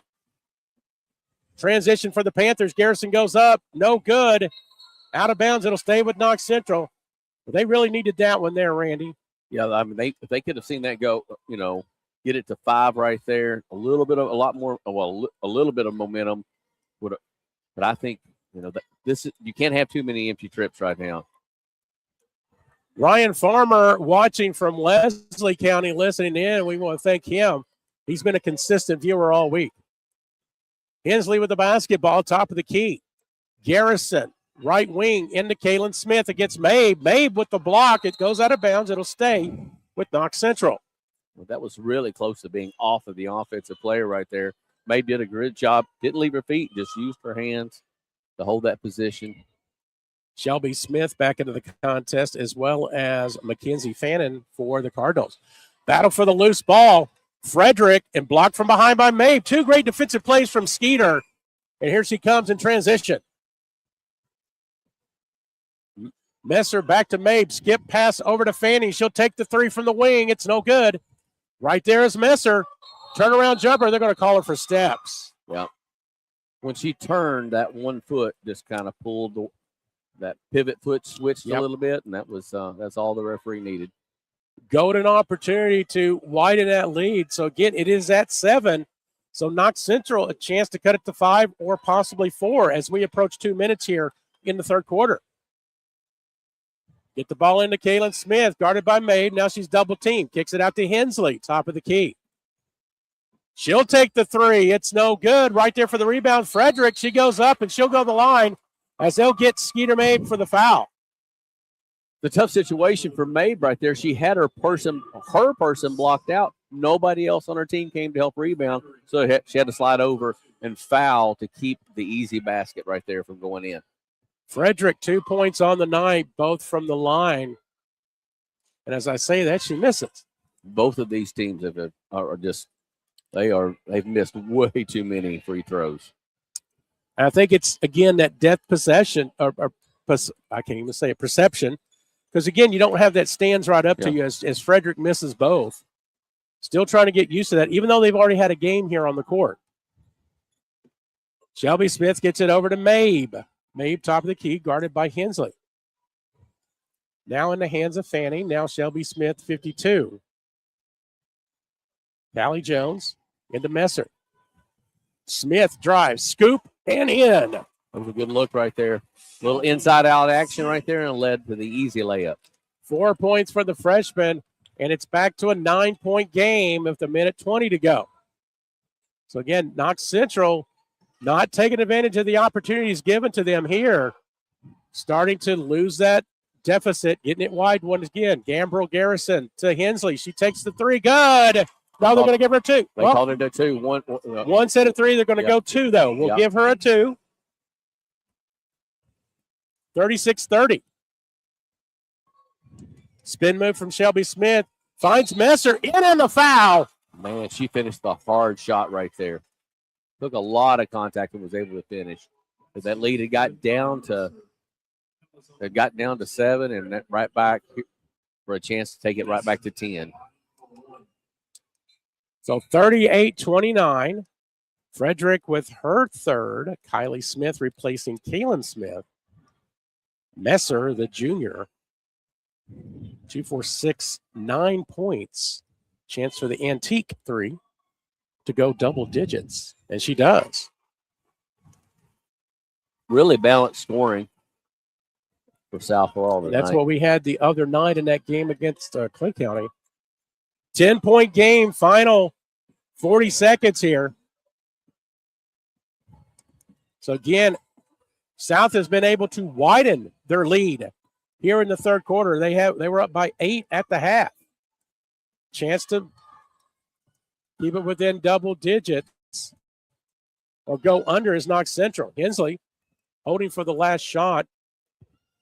Guarded a little bit there by Fanning, but nothing really, Smith or Jones.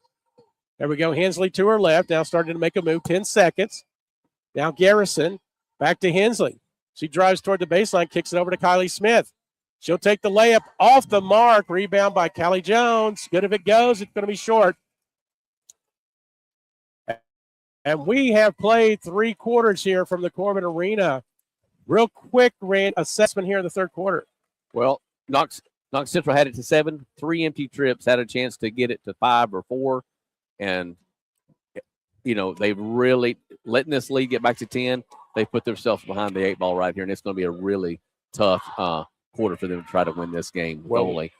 Down by 10 in the fourth quarter. We'll see what they can do when we come back here from the Corbin Arena. My family has been in the trucking industry for over 3 generations. My grandfather started this company selling salvage parts in the 1960s, and we're celebrating over 20 years as a Peterbilt dealer. Although we've grown and changed over the years, our focus has always been on you. We get it. When your truck's down, you're not making money. That's why we keep thousands of quality parts in stock so you can get back on the road as soon as possible. At Martin's Peterbilt, relationships matter, and that's why we've been around for generations. Come see us. No doubt in the world we live in today, security is our number one priority. Let me tell you about the good folks at L4 Security Group. They offer surveillance, hiring solutions, risk management, guards, mobile patrol, and much more.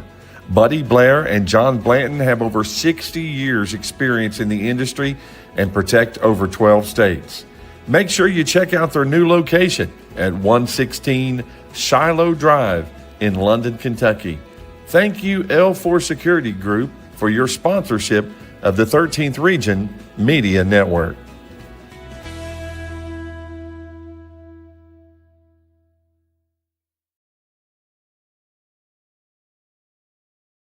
Back to action, fourth quarter. Hensley misses a shot. Mabe with it. Cross court over to Fanning. Her 3 is good. Mackenzie Fanning. And she has done such a good job on the defensive end guarding Mills. Our possible defensive player of the game. We'll see. Yeah. Randy will have those superlatives here at the end of this contest, but 13-point lead. Shelby Mills nowhere near the bucket on that 3. Messer, coast to coast, up and in, and the foul. Oh, they're going to call a walk. Oh. And I think what happened, she bobbled the ball just a little bit, and that was enough for the referee to call the walk out on the bobble. So no basket there. Kaylin Smith coming in for the Panthers. So 42-29, I believe that is the largest lead for the Cardinals here. So Again, Knox Central, they need to turn it around and turn it around quickly because time is not on their side right now. Shelby Mills kicks it out to Hensley. Skip pass over to Garrison. She picks up her dribble. Over to Kaylin Smith. Now Kylie. Kylie drives in, spins around, picks up the dribble. Outlet to Gambrel Garrison. 3 from top of the key. No good. Rebound by Shelby Smith in the hands of Kaylin Smith. Jump ball. And they're going to call jump ball. Jump Looks ball. like now they're pointing toward now. So they haven't switched things over. Yeah, so whatever it is, doesn't matter. Cardinal basketball. Yeah, the referee keeps a chip or a coin in his pocket. That's how he knows which direction to go. And he just switched it. The clock hadn't fixed it. Yeah. Good call there, Randy. Shot up, no good. And we're going to get a foul. That's going to put Messer to the line. Kaylin Smith now with her 4th personal. Messer. Timeout Panthers. We'll take one ourselves here back in a moment. 42-29, your score. Let me introduce you to London City Council candidate Chase Carson. He was born and raised in Laurel County, graduated from South Laurel, and went on to Eastern Kentucky University, where he earned his bachelor's and his master's degree. And then he came home to give back to the community in which he loves. He's a community leader who's focused on respect and transparent local government. He believes the residents deserve accountability and professionalism from its elected officials. Would you please consider voting for Chase Carson for your next London City Council member? Steve Black and Randy Worley here tonight. And again, it's been all Cardinals from the jump as Macy Messer will go to the line 4-2. So Randy's been working hard here for his offensive defensive MVP, and he'll have those. You'll have to stick around. We're not going to tell you who they are until the end of the contest. Going to make you guess. Shot goes in for Messer, 14-point game, largest of the night.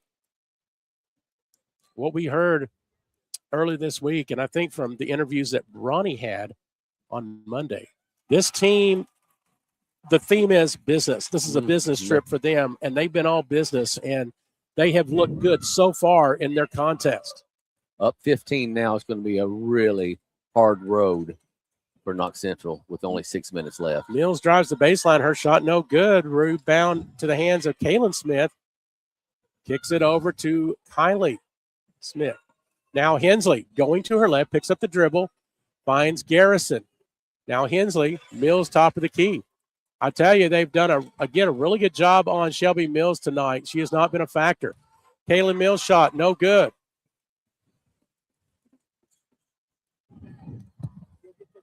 South Laurel gets the ball, gets it down low, and a drive to the basket. And that was Fannin. As she went to the basket, she was fouled. Almost finished the play. The foul was on Hensley. That was her second. So Fannin will go to the line with South Laurel leading by 15 and make it 16 now. She makes the first of the 2 free throws she has here. You know, South, they just have the ability to keep subbing and subbing. They just have very deep. They've got about 9 players that he feels confident in playing. And I think that's his one advantage is he can run people hard and try to run them into the ground. 46-29. And a whistle. Let's see what we got here. Let's see. You're going to call a foul on. Looks like so offensive foul on Shelby Mills. My guess is that might have been a little bit of a frustration foul. Just tried to run through a hard something set up there and probably just a little frustrated there. Panthers in a full court press, but let's see. It looks like we're going to get the timeout. Yep. So we'll take one ourselves back in a moment. Whether you are buying or selling, Jesse Sizemore with Century 21 Advantage Realty would love to help you get your property sold or help you find your next dream home, farm, or investment property. No matter how big or small, Jesse Sizemore with Century 21 Advantage Realty will help make the process smooth and enjoyable for you. Feel free to contact Jesse Sizemore anytime at 606-309-9898. Jesse Sizemore, Century 21 Advantage Realty. WIND-LEN. Back here at the Corbin Arena, Steve Black, Randy Whirling. So 46-29, Cardinals on top. And Panthers just had nothing tonight for the Cardinals. In any time that they got it close, they would get some empty trips, and South would just recover and widen that lead once again. Knox Central has lived and died by the three, and it's just and really they've not made enough. And the defensive effort they put on Shelby Mills tonight is just it's been excellent. I mean, they've been able to play her close. They've switched on screens, and when she does get the ball in certain situations, in trappable situations, they just go after and make her give the ball right back up. So the game plan by Coach Windland been played to a T here tonight. Court for Messer all the way in. See, 4 points here in the quarter, so 48-29. 19-point lead, largest of the night. And I think right now, again, just body language and things like that, Randy, I think it's just like the Cardinals have just kind of just whipped the Panthers into submission right now. Scoop shot there from Kylie Smith, no good. Made with the rebound. The Panthers, they're still playing hard despite the deficit. And that's a tribute to Coach Steve Warren and his teams. They're not going to lay down. May not win. They're going to keep at it. Now, right now, just run some clock, right? Oh, yeah. You're going to try to get them in bad situations because you have a mismatch right here where you have Messer and the young lady that's would have to guard her if she comes out into that man-to-man. Yeah. It's a mismatch. So they're going to have to come out here, and you're just going to see them go one-on-one, which is going to allow, if she gets by that person, it's going to set up an easy kick out and shoot. She forced Kaylin Smith to come out and guard her. And yeah. You've got Messer and Maeve there at the half court line, and also Fanning has joined them. And again, no hurry here. No. And why not? We don't have a shot clock. That's next year. That's down the line. Right now, it's just going to run it out and make Knox Central have to foul. But again, we're under 4 minutes. And Kaylin will get the foul. And I've got her for 5, so we'll see.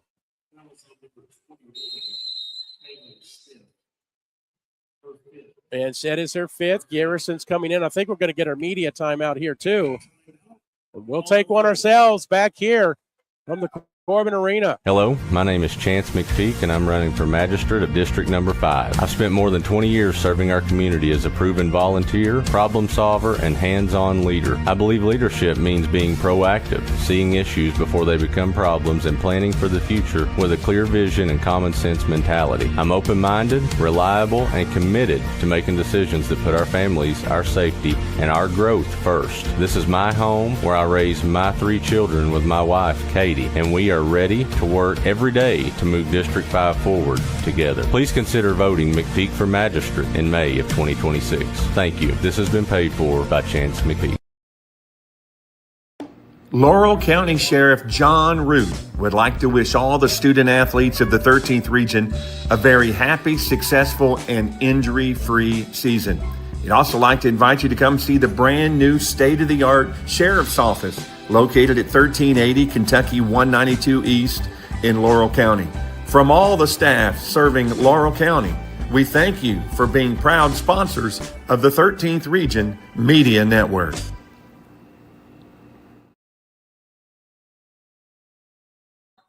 Back at the Corbin Arena, Steve Black, Randy Worley. Final minutes here of this first contest. And South has everything in hand. We do get a foul. It's going to be a jump ball, actually. And it'll go over to Knox Central. Join us here at the end of the contest. Randy will have the defensive player of the game brought to you by Daisy's Dream Destinations. Let Simbri Crisologo help you plan your next vacation. You'll also have the offensive player of the game brought to you by Serpro, serving Pulaski and Laurel counties. And then the most valuable player brought to you by the good folks at the VFW Post 3302, serving Laurel County. We'll have that immediately after this contest. Garrison long three, no good. Rebound to Callie Jones. So nice passing still, and they're just keeping going. And ball maybe touched the ground one time as Messer gets in another two. Knox Central has to take chances on defense. That opens up the wide open layup. And they're going to have to take quick shots now. They're down. When you're down this many points, 21 points, you got to make lots of quick baskets and threes, preferably.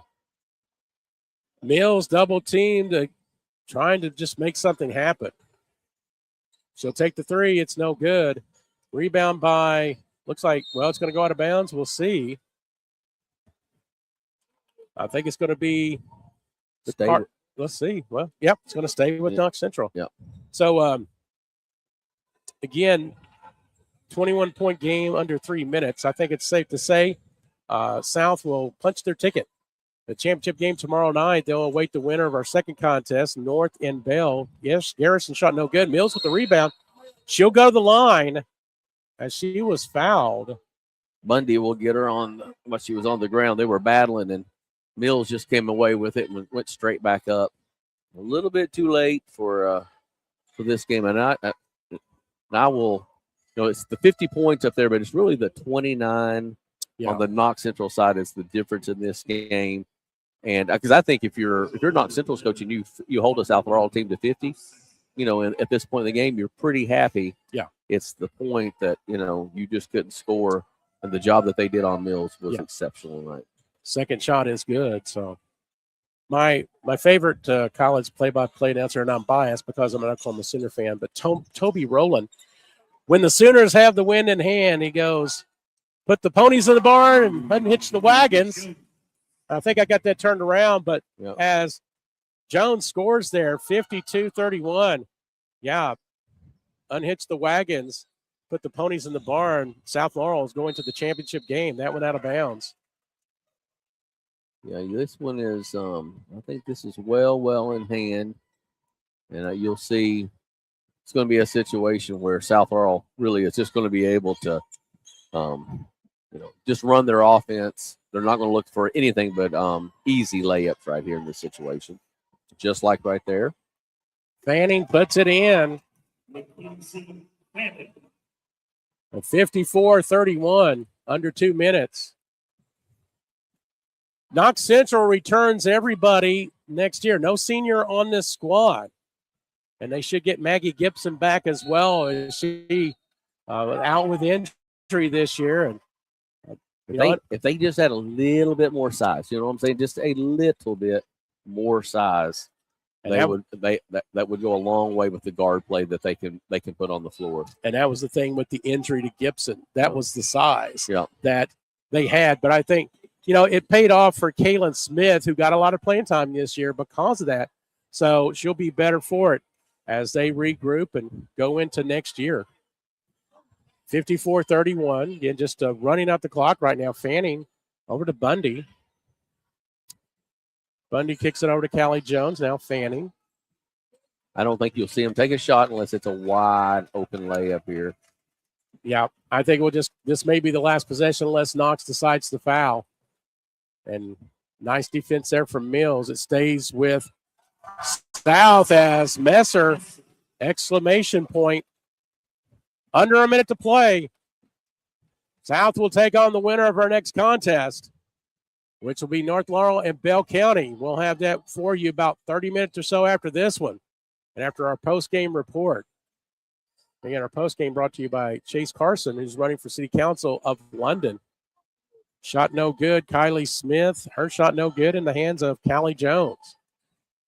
If we get a whistle here, we got a line change coming up, a hockey term, as we got a lot of subs coming in. That's what I thought. Well, South Laurel's coach is going to take a timeout, but they're only going to use it as a switch in the players. I like when the referees acknowledge that situation.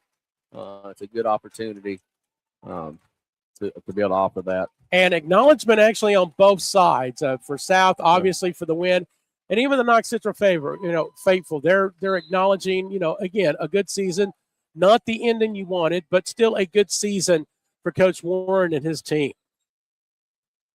So brand new set of people in here. We'll see what we can do here in the final 16 seconds. But So number 22, Lexi Messer with the ball. See number 3, Emma Adams. In for Knox Central, number 3, Kaylee Evans. 23, Chloe Barton. 30, Gabby Pilarski.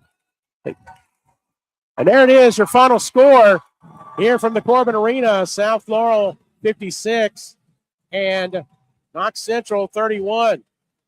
The Cardinals go to 26-6 on the year, and Panthers will end their season 24-6. So I'm going to play a quick commercial. I'm going to make an adjustment on the camera, and then we'll get set for our post game here in just a moment. So back in a moment. Let me introduce you to London City Council candidate Chase Carson. He was born and raised in Laurel County, graduated from South Laurel, and went on to Eastern Kentucky University, where he earned his bachelor's and his master's degree. And then he came home to give back to the community in which he loves. He's a community leader who's focused on respect and transparent local government. He believes the residents deserve accountability and professionalism from its elected officials. Would you please consider voting for Chase Carson for your next London City Council member? All right, back here at the Corbin Arena, and I need to adjust my camera because we're cutting our heads off here, but I'll take care of that in a moment. Steve Black, Randy Worley here. So they're getting some superlatives out here on the court, and then as soon as we can, we will get our players of the game. And those are brought to you, the defensive player of the game brought to you by Daisy's Dream Destinations. Let Sembry Crisologo help plan your next vacation. The offensive player of the game brought to you by Serving Pulaski and Laurel counties. The most valuable player brought to you by the good folks at the VFW 3302. Serving Laurel County. It looks like we're going to have a little bit of maybe some extra region awards going on tonight and stuff. But I tell you, it's South Laurel is they look well oiled right now, man. They have peaked at a pretty good time coming into the end of this year, and I feel like that they feel really good after beating a pretty good Knox Central team tonight. Knox Central pretty good, as you said, but South Laurel much, much better. Yeah. And again, this is my second time seeing the Cardinals. Again, continue to color me impressed as they've done everything they want to do. And I think Coach Wendland, he's like, yes, we want this region, but we want to make a statement at state as well. And again, they've got a plan here. In his second year, Ronnie talked about this earlier this week, Randy, is that, he's not someone I think he's from Indiana, from what I understand. So, again, getting the players to buy into a system, that's one thing, and that's with any coach. Doesn't matter where you're at. And it seems like this team has definitely done that, and they are seeing the fruits of that. And they'll take on the winner of North and Bell County. And so let me play another commercial here, and I'm going to adjust the camera a little bit more. Whether you are buying or selling, Jesse Sizemore with Century 21 Advantage Realty would love to help you get your property sold or help you find your next dream home, farm, or investment property. No matter how big or small, Jesse Sizemore with Century 21 Advantage Realty will help make the process smooth and enjoyable for you. Feel free to contact Jesse Sizemore anytime at 606-309-9898. Jesse Sizemore, Century 21 Advantage Realty. As Randy said, we're getting a lot of superlatives here, so it may be a moment. That's fine. Thanks to the good folks of Barberville. They've been keeping the stats this week. So while we wait here, Randy, we'll take a look at some of the stats here for South Laurel. They shot 38% the first half. They upped that to 42. Ended up with about 40% overall. It looks like 17 of 42. Knox Central, it did not look good. Just 21% in the first half. It was even a worse 13%, Randy. That just attributed to the defense of the Cardinals. And again, overall stats, 17% on the game shooting and 19% from behind the arc for Knox Central. So it was just a matter of shooting that, again, the Panthers could not take care of that. So I think we got Coach Windland right here, so I'm going to give it away to you, my friend.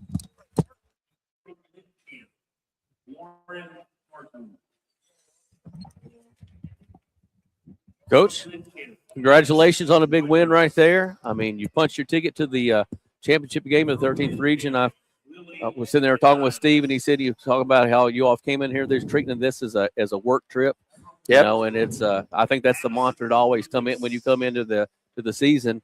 But we were talking how your players they look like a well-oiled machine tonight, and I was really impressed on the defensive end tonight, Coach. Tell us a little bit about your thoughts on how you came in to play defensively tonight. Well, I grew up in a basketball family. My dad coached for 41 years, so he stressed it. I had a great high school coach, Coach Calvin Bailey, and if we didn't defend, we didn't play. And it's kind of the cornerstone. I tell all my teams, I said, you can go score 80, but if you give up 90, it's not going to do you much good. And some nights you're not going to be able to score 80 because your shots don't fall. You have an off night, they defend you well, but defense always travels. No matter what level it is, the team that plays usually the best defense will win. And we scouted them really hard. We knew their sets, and we weren't going to let Mills just shoot wide open threes. Well, we were incredibly impressed with kind of the tenacity that you all went when you attacked her in the double team at times. Yes, she would get her in certain places. And I thought the frustration you all put on that was a different, the score, really the difference was on their side. I mean, I think Knox Central might have been happy to kept you all in the 50s. You all can score at high levels at times, but the fact that you all to keep them in that low 30 range, it says something about the tenacity of your team on the defensive end tonight. Yeah, they're averaging, you look at their score, they scored a lot of points, but I put our kids through a gauntlet schedule. I mean, we've played I don't know of a team that we haven't played besides Assumption and Ryle that are ranked that we haven't played. So we wanted to do that to prepare us for a moment like tonight and a moment like tomorrow night. And we were in that locker room last year, and I told them right then and there, remember this feeling all summer, all spring, all summer, all fall, and now we're back, and we don't want to have that feeling again. Well, tell me a little bit about what it means to have somebody like Skeeter Mabe. I've watched her brother and her, somebody that's been in around this program since 7th grade. Yep. Somebody that size that has the mentality to be able to play the point. But then what I'm amazed is that how she can go play as the big person too. Right. She can go play a point. She can go play into all the five post. spots. Yeah. And she just her basketball IQ is tremendously high. Great skill level. She came over to me late in the game and said, hey, there's a mismatch. And she told me what the mismatch was. I said, all right, let's get it done. We knew what to run on it, and we got a layup because she read the mismatch. Because, she's a leader all the time. So super impressed with Skeeter. She's just a great teammate. She could score 4, and if we win, she's tickled pink. Or she could score 25 and win. If we lose, she's not tickled pink regardless of what she scores. Well, just a consummate teammate. Well, you can't ask for more out of somebody that, especially when they run the point in their offense, and just the rest of your team, Coach. I think just the enthusiasm I saw. I mean, the way they were buying in tonight. It says a lot about where you have your team here at the end of the year, and we want to wish you the best of luck. I appreciate who you're going to go up against. I know you're a home radio station over there. They're chomping at the bit, so we really appreciate having you. Thank you. My kids will be over as soon as this is over for you guys. We appreciate you joining us. Thank you for doing this.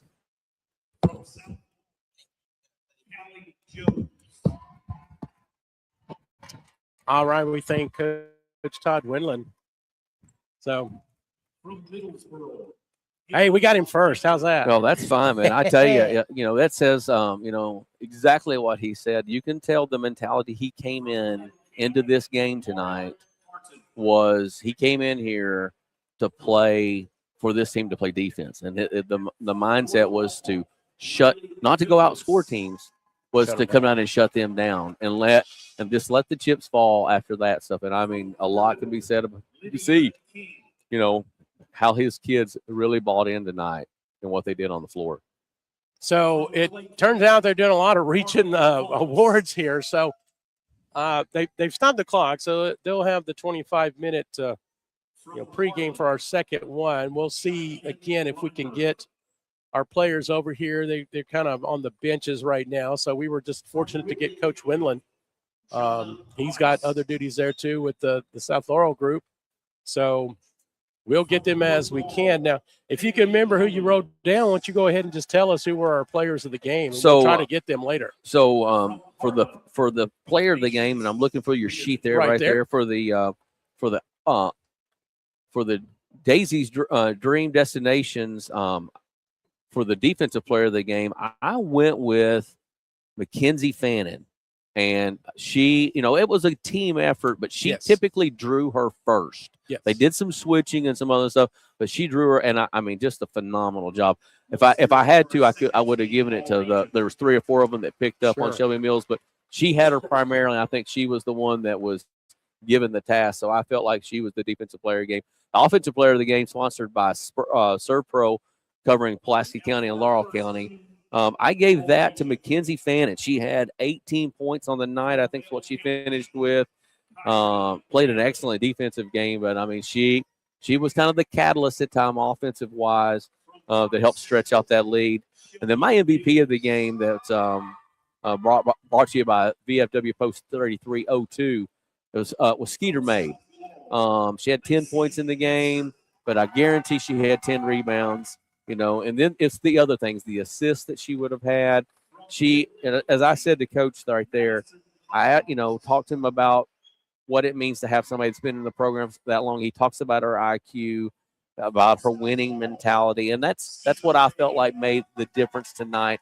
And it's amazing when you have somebody like Skeeter that plays the point for you at her size, but she can truly go down in the post if you need her to and play. She's just a different level of player in this 13th region, and she makes a huge difference. So she was our VFW Post 3302 MVP of the game. Very good. So Mabe, 10 points, 9 rebounds, 3 assists, 3 blocks as well, even a steal.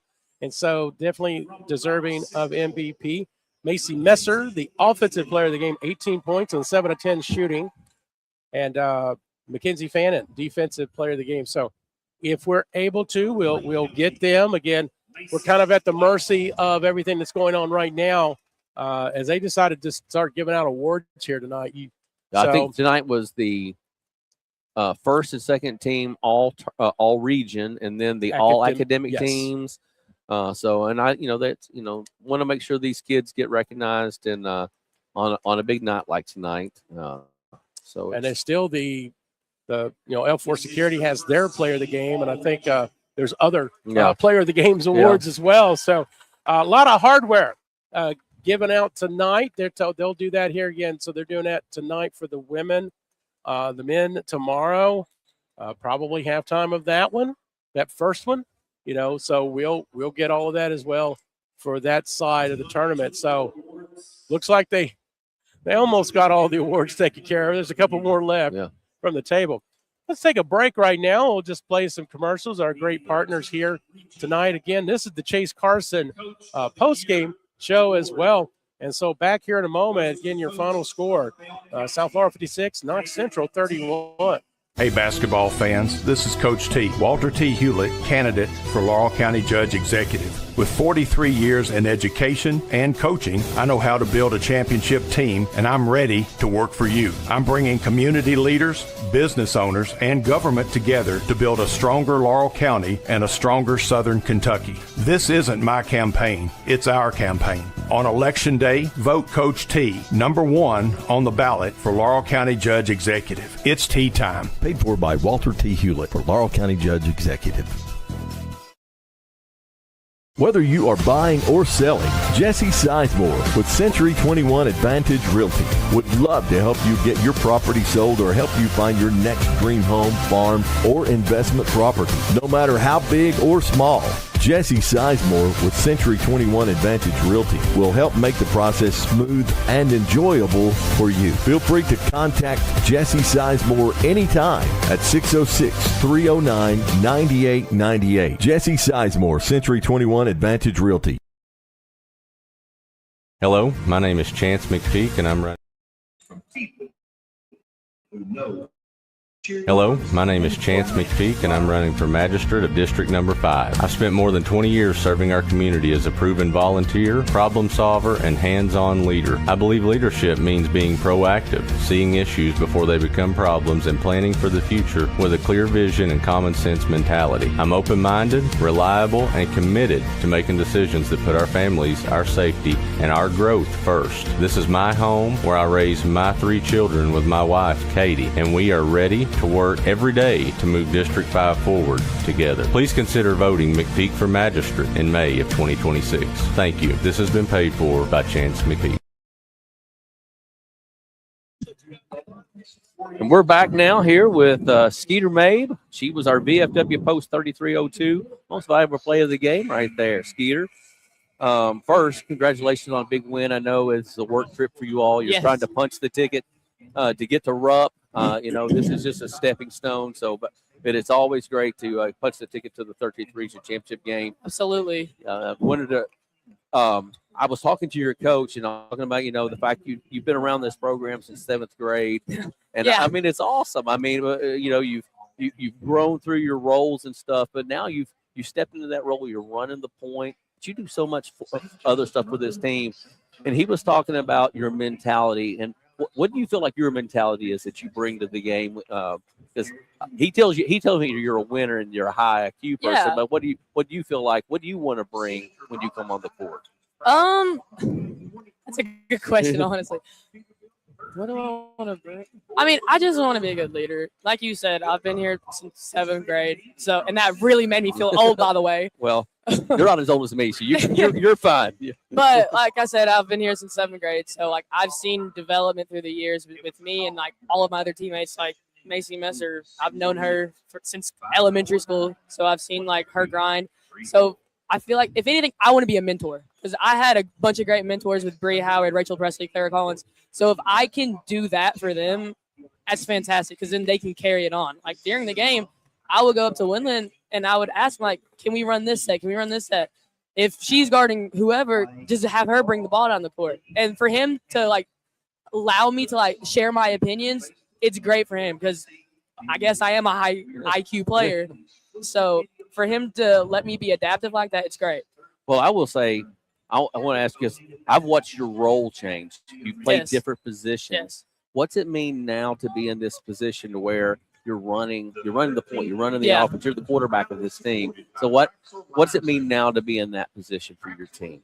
Well, technically 7th grade, I was point guard for that group. I know it's been a while, but that was a little bit different team. Right. I mean, you were the facilitator. All I had to do was share the ball. That's it. Yeah. Can you say the question again? So I mean, you've changed roles. You were the point guard, and then you played I've watched you play in the post. I've watched you play out in different positions where you were a drive. Now you're in a true scoring point guard position where you facilitate. I mean, how do you like being in that position? Do you like being in this point guard position where you can lead this team in that way? Yeah, I feel like that's the best way I can contribute because I feel like I see the court very well. I've always heard that I've had great court awareness. So, like, if I have an opportunity to drive it, obviously I'll try to drive. But if I see out of that corner of my eye a sliver that I can get a pass through, I'm going to try and get my other teammates involved. Like, during the game, I would make the extra pass instead of just going downhill 2-on-1, extra pass, three-pointer, and we made it. So, I mean, I just have a lot of faith in my teammates. Well, there's nothing better than dropping a dime on somebody, especially the no-look dime. So, I know how you're feeling. And to me, that's one of the greatest things and stuff. So, thoughts about going into tomorrow? You don't know. I know you're all going to sit here and watch who's playing. Absolutely. But but I know you played them both. Right. One was a crosstown rival. What's your thoughts? I mean, do you take a different mentality depending on who you're playing? I know rival versus another team and stuff. So. I mean, they both have bigs. So I feel like we honestly might have the same approach no matter what. Obviously, the guards are different. Some are better shooters than others, but I feel like it's kind of an even matchup. I feel like tall, Carly Lamb and Mariella. I feel like we're gonna have the same approach no matter who we play. No, it sounds great.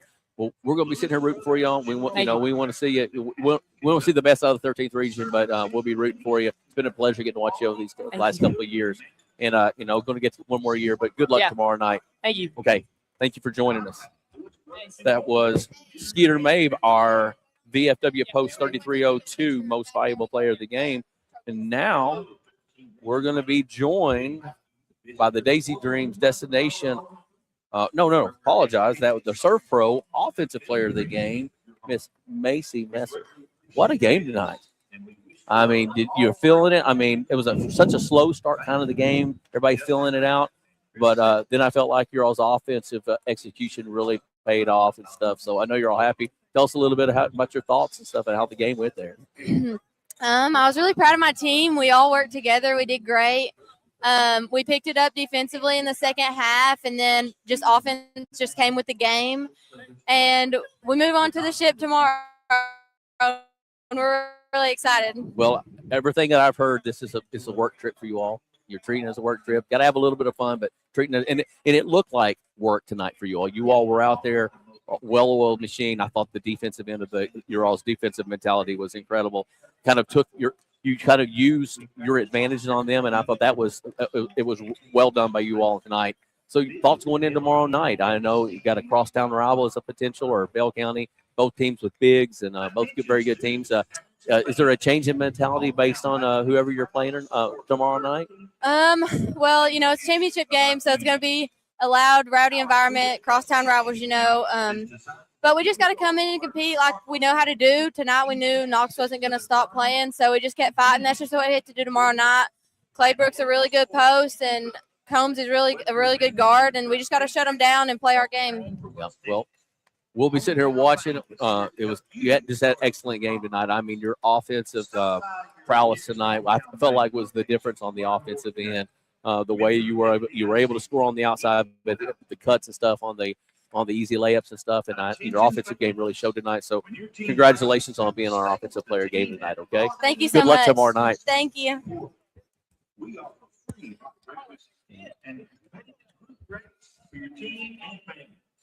And now joining us is our Daisy's Dreams Destination defensive player of the game, and this is Mackenzie Fannin. Mackenzie? The defensive mindset you all had, I know Shelby Mills, good ball players, one of the better players in the region, and you all came out with a mindset, and we noticed lots of times you drew her early and stuff. So what was that mindset tonight to go out there and what you all were going to do to shut her down and eliminate really probably their best offensive player? He just told us not let her shoot the ball, force her left and face guard her, and then when she passes it, don't let her get it back. Well, I noticed the face guarding, and it was really, really close. I'll ask you, early in that first quarter, she got wide open and made a three. And I said, I bet Coach is not going to be happy this next time out. It was going to say it. And I don't think she got another easy look at the basket after that one. So I'm sure he reinstilled that in that mentality back into you all. Yes, he did. Yeah. So going in, got one night. You got one night to get ready for the biggest game of the year. To get to the Sweet 16. What's it take? What's the mentality? What do you all have to do when you got a short amount of time? What will tonight and tomorrow be like as you prepare for one of these two teams? Well, we're probably gonna watch this game, see who wins, and we're gonna probably go through in the morning, go through what we need to do to prepare for each team. But the teams are kind of similar. Both have two bigs, and then both have the rest are just guards. So we'll probably just prepare the same for whoever wins. We just have to come in with the mentality that we can beat whoever we play. Well, we wish you all the best. I mean, you all played an excellent game, and I mean, just your defensive effort really shined on the court tonight. We wish you the best of luck tomorrow night as you get ready to play either Bell County or North Laurel with a chance to win the championship and make it to Rupp Arena. And I know that's the number one goal for this team because it's been a work trip for you all. So I know that's what your all's goal, and we'll be sitting over here rooting for you and wishing you the best. Okay, so thank you for joining us. That was the Daisy Dream Destination Defensive Player of the Game, Mackenzie Fannin. Thank you for joining us tonight. So that was our three not players of the game, but our most valuable player, which was Skeeter Mabe, Offensive player of the game, Macy Messer, and the defensive player of the game, Mackenzie Fannin. And it was a great interview. And you could tell those girls that they're locked in. Steve, they're really, as you said, it's a workmanlike effort for them. They're really ready, and and their mindset. I don't think it really matters to them who they play. They've played them both. They're set. They've got their scouting ready. They'll go through it tomorrow. But you can tell that bunch right there is ready to go when the time comes. All right. Well, thank you, Randy. Appreciate that for the interviews. And so we're going to take a break.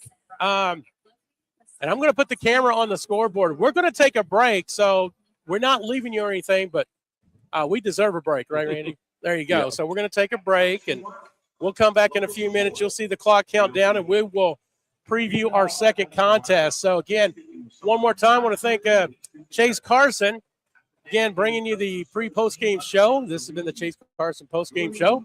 And Chase Carson running for City Council of London, Kentucky. Also, the defensive player of the game, Daisy's Dream Destinations. Let Simbre Crisologo help you with your next vacation. I'd like to go on a vacation. I don't know, but this is kind of a vacation for me. I took off work this week. But offensive player of the game, Serve Pro, serving Pulaski and Laurel counties. And then the valuable player of the game brought to you by the good folks of the VFW, Post 3302, serving Laurel County. All right, so we'll take a break. Going to put the camera on the scoreboard, and we'll take a breather ourselves, and we'll get ready in about 15 minutes for our second contest. Thank you for tuning in. Laurel County Sheriff John Root would like to wish all the student athletes of the 13th region a very happy, successful, and injury-free season. He'd also like to invite you to come see the brand new state-of-the-art Sheriff's Office located at 1380 Kentucky 192 East in Laurel County. From all the staff serving Laurel County, we thank you for being proud sponsors of the 13th Region Media Network.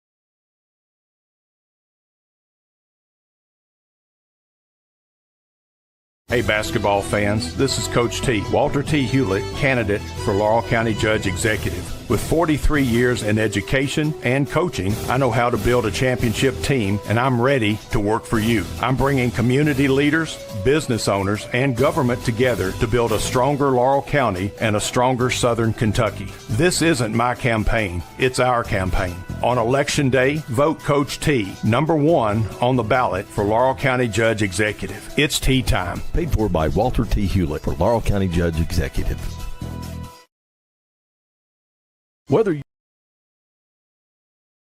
Whether you are buying or selling, Jesse Sizemore with Century 21 Advantage Realty would love to help you get your property sold or help you find your next dream home, farm, or investment property, no matter how big or small.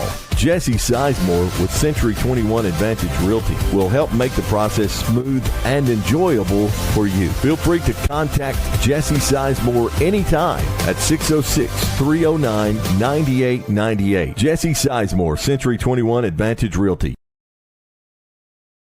Hello, my name is Chance McPeak, and I'm running for Magistrate of District Number 5. I've spent more than 20 years serving our community as a proven volunteer, problem solver, and hands-on leader. I believe leadership means being proactive, seeing issues before they become problems, and planning for the future with a clear vision and common sense mentality. I'm open-minded, reliable, and committed to making decisions that put our families, our safety, and our growth first. This is my home where I raised my 3 children with my wife, Katie, and we are ready to work every day to move District 5 forward together. Please consider voting McPeak for Magistrate in May of 2026.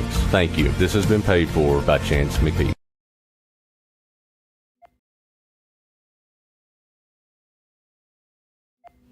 Let me introduce you to London City Council candidate Chase Carson. He was born and raised in Laurel County, graduated from South Laurel, and went on to Eastern Kentucky University, where he earned his bachelor's and his master's degree. And then he came home to give back to the community in which he loves. He's a community leader who's focused on respect and transparent local government. He believes the residents deserve accountability and professionalism from its elected officials. Would you please consider voting for Chase Carson for your next London City Council member? Laurel County Sheriff John Root would like to wish all the student athletes of the 13th region a very happy, successful, and injury-free season. He'd also like to invite you to come see the brand new state-of-the-art Sheriff's Office located at 1380 Kentucky 192 East in Laurel County. From all the staff serving Laurel County, we thank you for being proud sponsors of the 13th Region Media Network. The Martin family has been in the trucking industry for over 3 generations. My grandfather started this company selling salvage parts in the 1960s, and we're celebrating over 20 years as a Peterbilt dealer. Although we've grown and changed over the years, our focus has always been on you. We get it. When your truck's down, you're not making money. That's why we keep thousands of quality parts in stock so you can get back on the road as soon as possible. At Martin's Peterbilt, relationships matter, and that's why we've been around for generations. Come see us. No doubt in the world we live in today, security is our number 1 priority. Let me tell you about the good folks at L4 Security Group. They offer surveillance, hiring solutions, risk management, guards, mobile patrol, and much more. Buddy Blair and John Blanton have over 60 years experience in the industry and protect over 12 states. Make sure you check out their new location at 116 Shiloh Drive in London, Kentucky. Thank you, L4 Security Group, for your sponsorship of the 13th Region Media Network.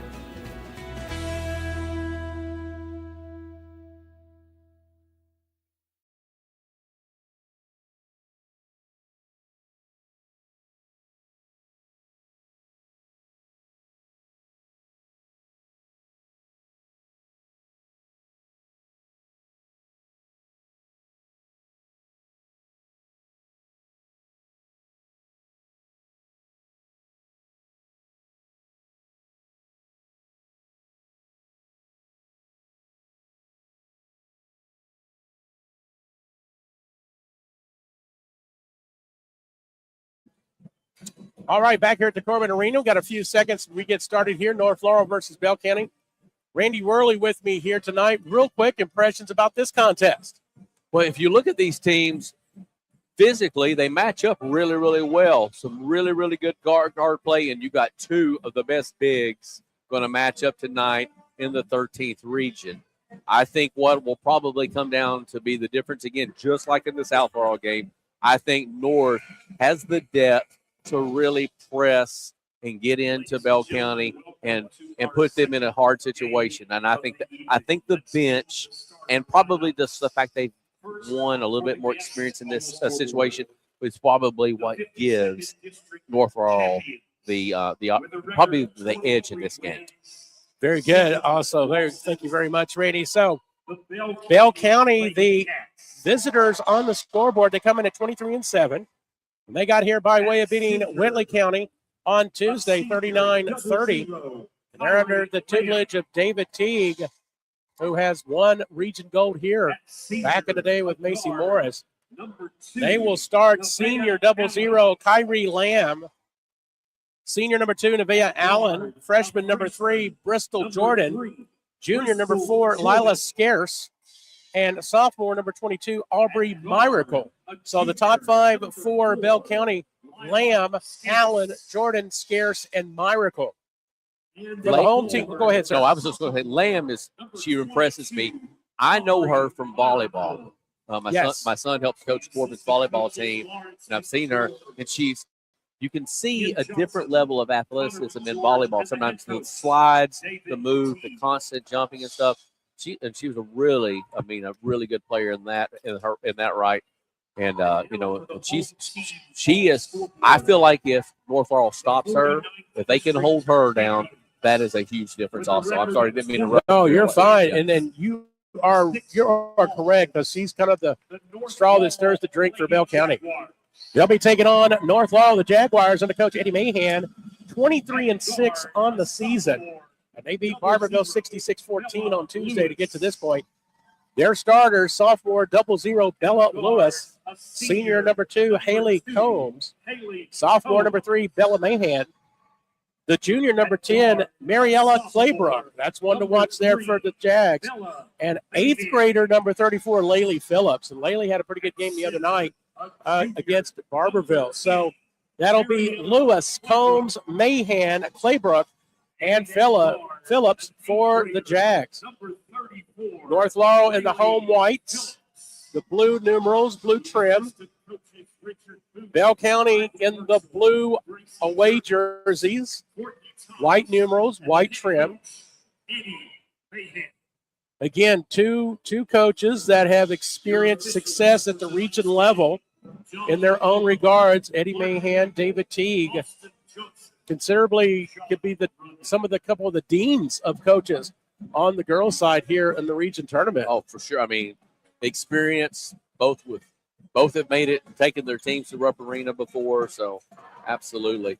I think, the other thing, if one of these two teams, either one of them, could get the other team's big in foul trouble early, especially if you force them to make them play with 2 fouls early in this half, that could also be a big difference here. All right, we start things off here from the Corbin Arena. We thank you for tuning in to the audio broadcast. And it was the Jaguars to get first on the tip. Combs with the basketball. They get it down to Claybrook.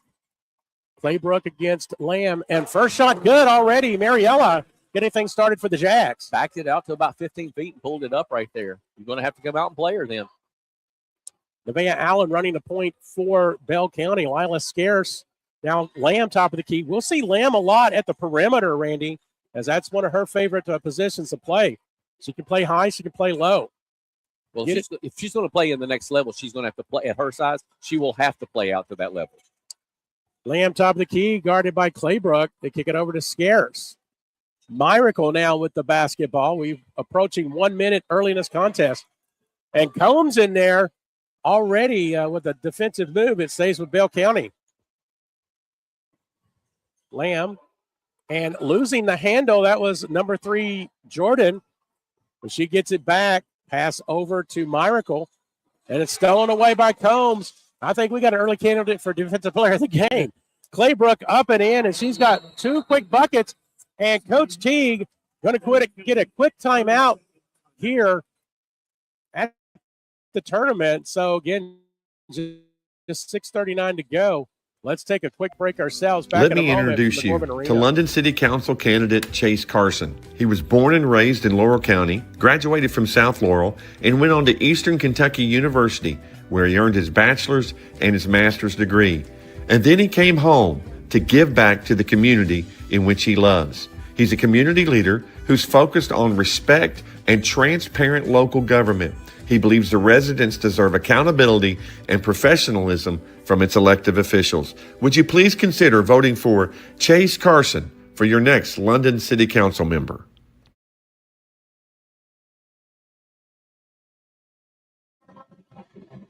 Back at the Corbin Arena, Bell County off the timeout. Let's see what kind of adjustments they make here. Steve Black, Randy Worley here this evening. Girls semifinal. North, they changed their defense. Out of one set right there, they changed their set. Now they're going to get a foul right there. I thought that could have been a jump ball right there, but they open up in the man-to-man. They come out with a matchup zone right there just to throw something different at them. Talk about the strategy of both coaches. I mean, Coach Mahan is like, no, we'll do something different here as well. So got some people here in the way. I did not know who made that. I think it was Lamb. Number 3. It was Jordan. Yeah. Thank you, sir. Yeah, she was able to take her person off the dribble right there. Didn't get help from the big on the backside. I'm going to say down in front. I'm trying to call it down. Claybrook 3, top of the key. It is good. And she's got all 7 of not Central, of North Laurel's points. Claybrook 7, Bell County 2. I guess that Jordan 2. As Lamb gets it. Knocked away. That was Phillips. Now you take a look at Phillips. You take a look at Phillips there. Just an 8th grader. Man. And she does it, her body type, her height, that you just didn't think 8th grader when you see her. And she doesn't play like one either. Scarce double team, Combs with it. Their offense starts defense starts the offense as Bella Mahan will get the pass and put it in. 9-2. Bell is having just a hard time just getting past the little timeline, what used to be the 5-second line. They are just, this defense is choking. Aggressive defense in the corner. Bell going to have to work for everything they can get. Allen with the 3 off the mark. Rebound by Claybrook. And they will push it up the court. That ball stolen by Lamb, though. Intended for Combs. Allen being harassed there. She's coming up. They back off, but they get it across the timeline. There's definitely some basketball harassment there. They get it into Lamb. She'll go to the line. Phillips will get called for the foul. Phillips was not giving up the easy one. That's what I like, though. She wasn't going to. She was going to foul. She was make sure she didn't get a shot off. So Kyrie Lamb, the senior, as Randy mentioned earlier, very good volleyball player in her own right. Be interesting where she ends up post high school. I think she can play at the next level.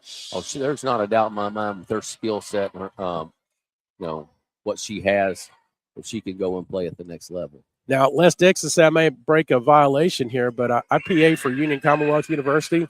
I wouldn't mind having her in a Bulldog uniform. That's all I said. Yeah. She makes the second, 9-3 your score. And Haley Combs bringing the ball across the timeline. She'll be met there by number 1, Briley Redmond, who checked in the game for Bell County. 8th grader in her own right. Combs working the wing. Finds Claybrook. Drives into the hole. No good. Lamb with the rebound. Just didn't get her hand high enough on the shot. Here comes Allen, guarded by Mahan. Gets it over to Jordan. Skip pass over to Allen. She'll take the long 3 from the logo. Bounces off the rim, no good. Battle for the rebound right there, Bristol Jordan. And she puts it in. She's got 4 points on the night, 9-5 your score. I tell you what, that 3-point line is messing with them.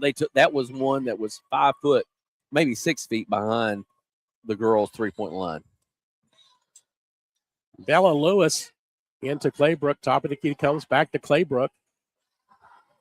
Oh, they need a cut right there.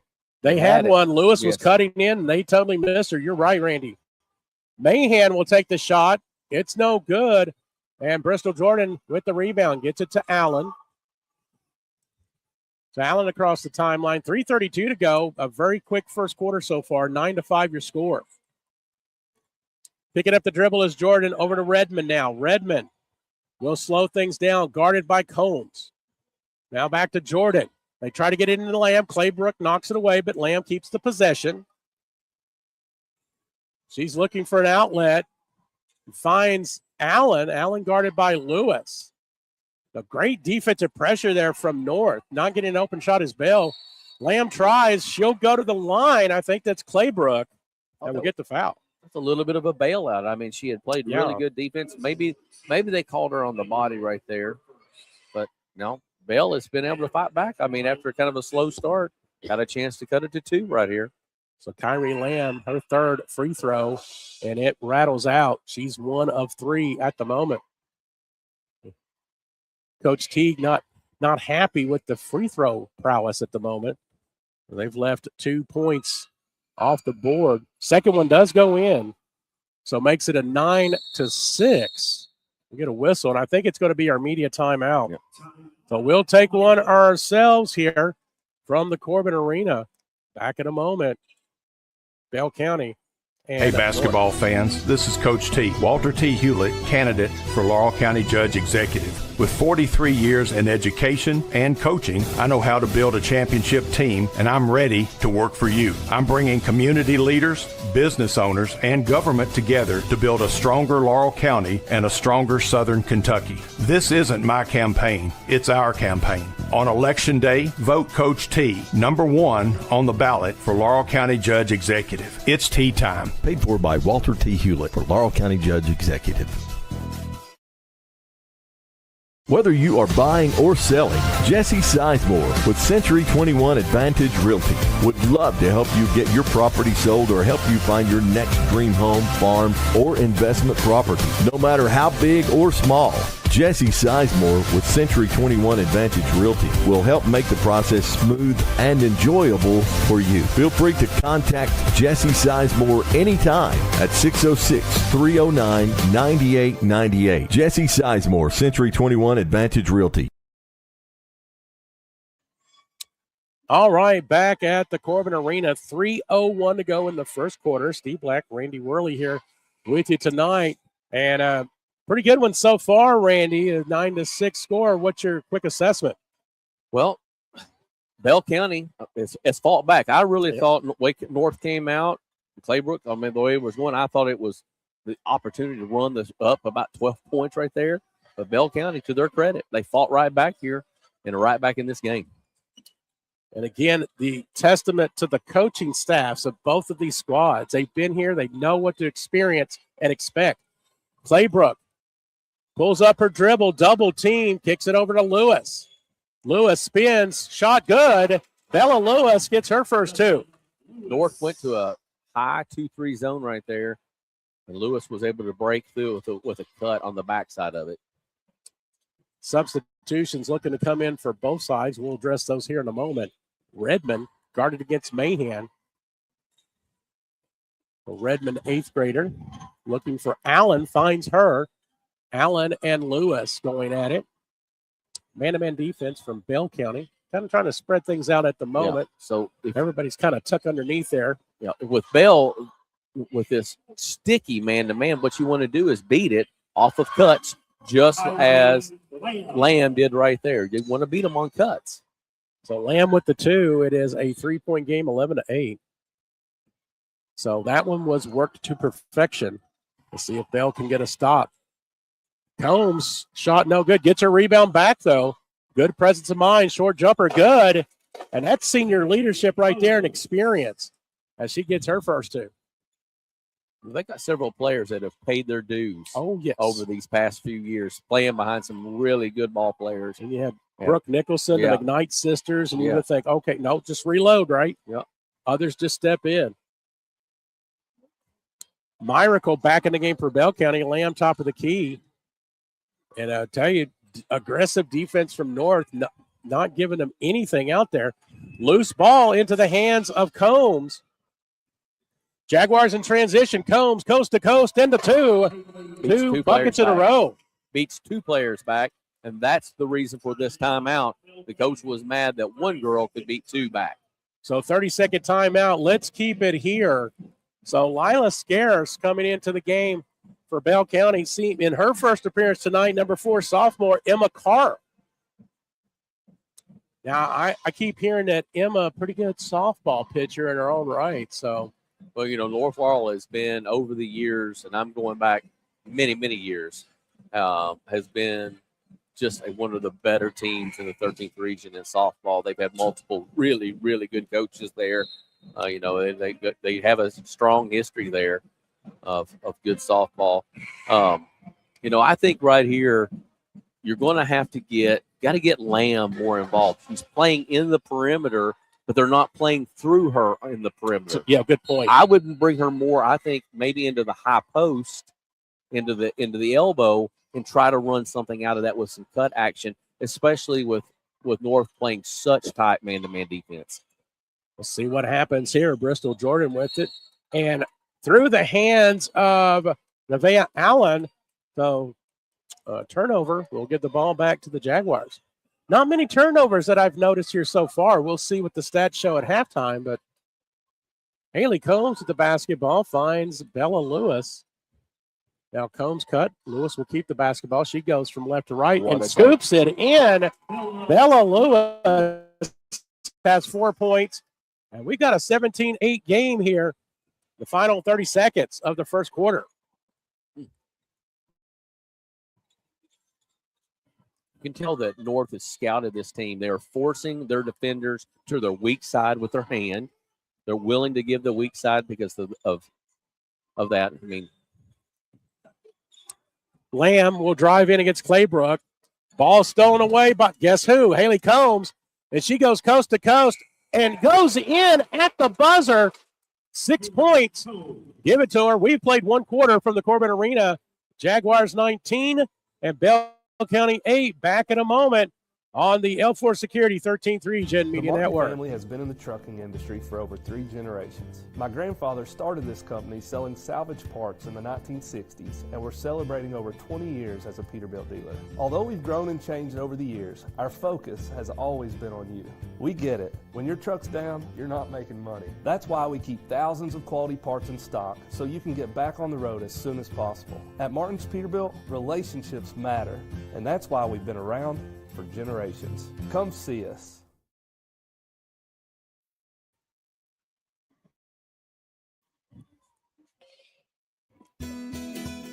No doubt in the world we live in today, security is our number one priority.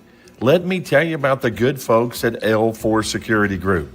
They offer surveillance, hiring solutions, risk management, guards, mobile patrol, and much more.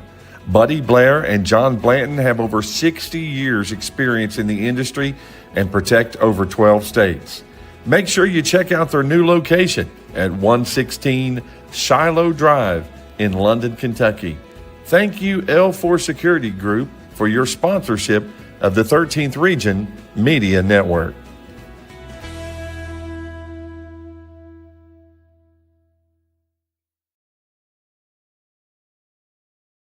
Second quarter action from the Corbin Arena semifinal game, and off the inbound, Bell County with unforced turnover from Nevaeh Allen coming into the contest, or back into the contest for Bell County, number 22, Aubrey Miracle. Now, South Laurel won the first semifinal, 56-31 over Knox Central. The winner here will take on South for the championship game tomorrow night, 7 p.m. We'll have it here on the 13th Region Media Network from L4 Security. Phillips drives the baseline almost in, but she'll go to the line. Well, let's see who they give that to. It's going to be on Jordan, her first. So the 8th grader, Phillips to the line. There's not a person in here that doesn't know that girl personally would think she's an 8th grader. Exactly. I mean, not only does she have the physical size to look like a senior, but she has poise. Yes. I mean, she plays with poise. He puts in both free throws, and it is a 21-8 game. And off the inbounds pass, Emma Carl will get called for the foul, her first. That's the fourth foul of the half.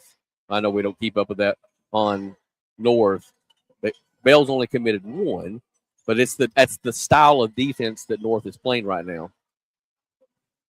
Bell County gets it across the timeline to get it over to Lamb. Lamb spin moves. I think they're going to call her for traveling. They do. Yep. Was very disjointed as she was trying to go into the paint. Well, she's trying to get straight all the way to the rim. Right there, she was at 6 feet. Ball fake one time, see if you can get your person, then go up and shoot it. I mean, you're close enough there. You don't have to get all the way to the basket every time right there. Combs back into the contest. Claybrook, three from the wing. It's good. Mariella Claybrook. And she's got 10 points already on the night.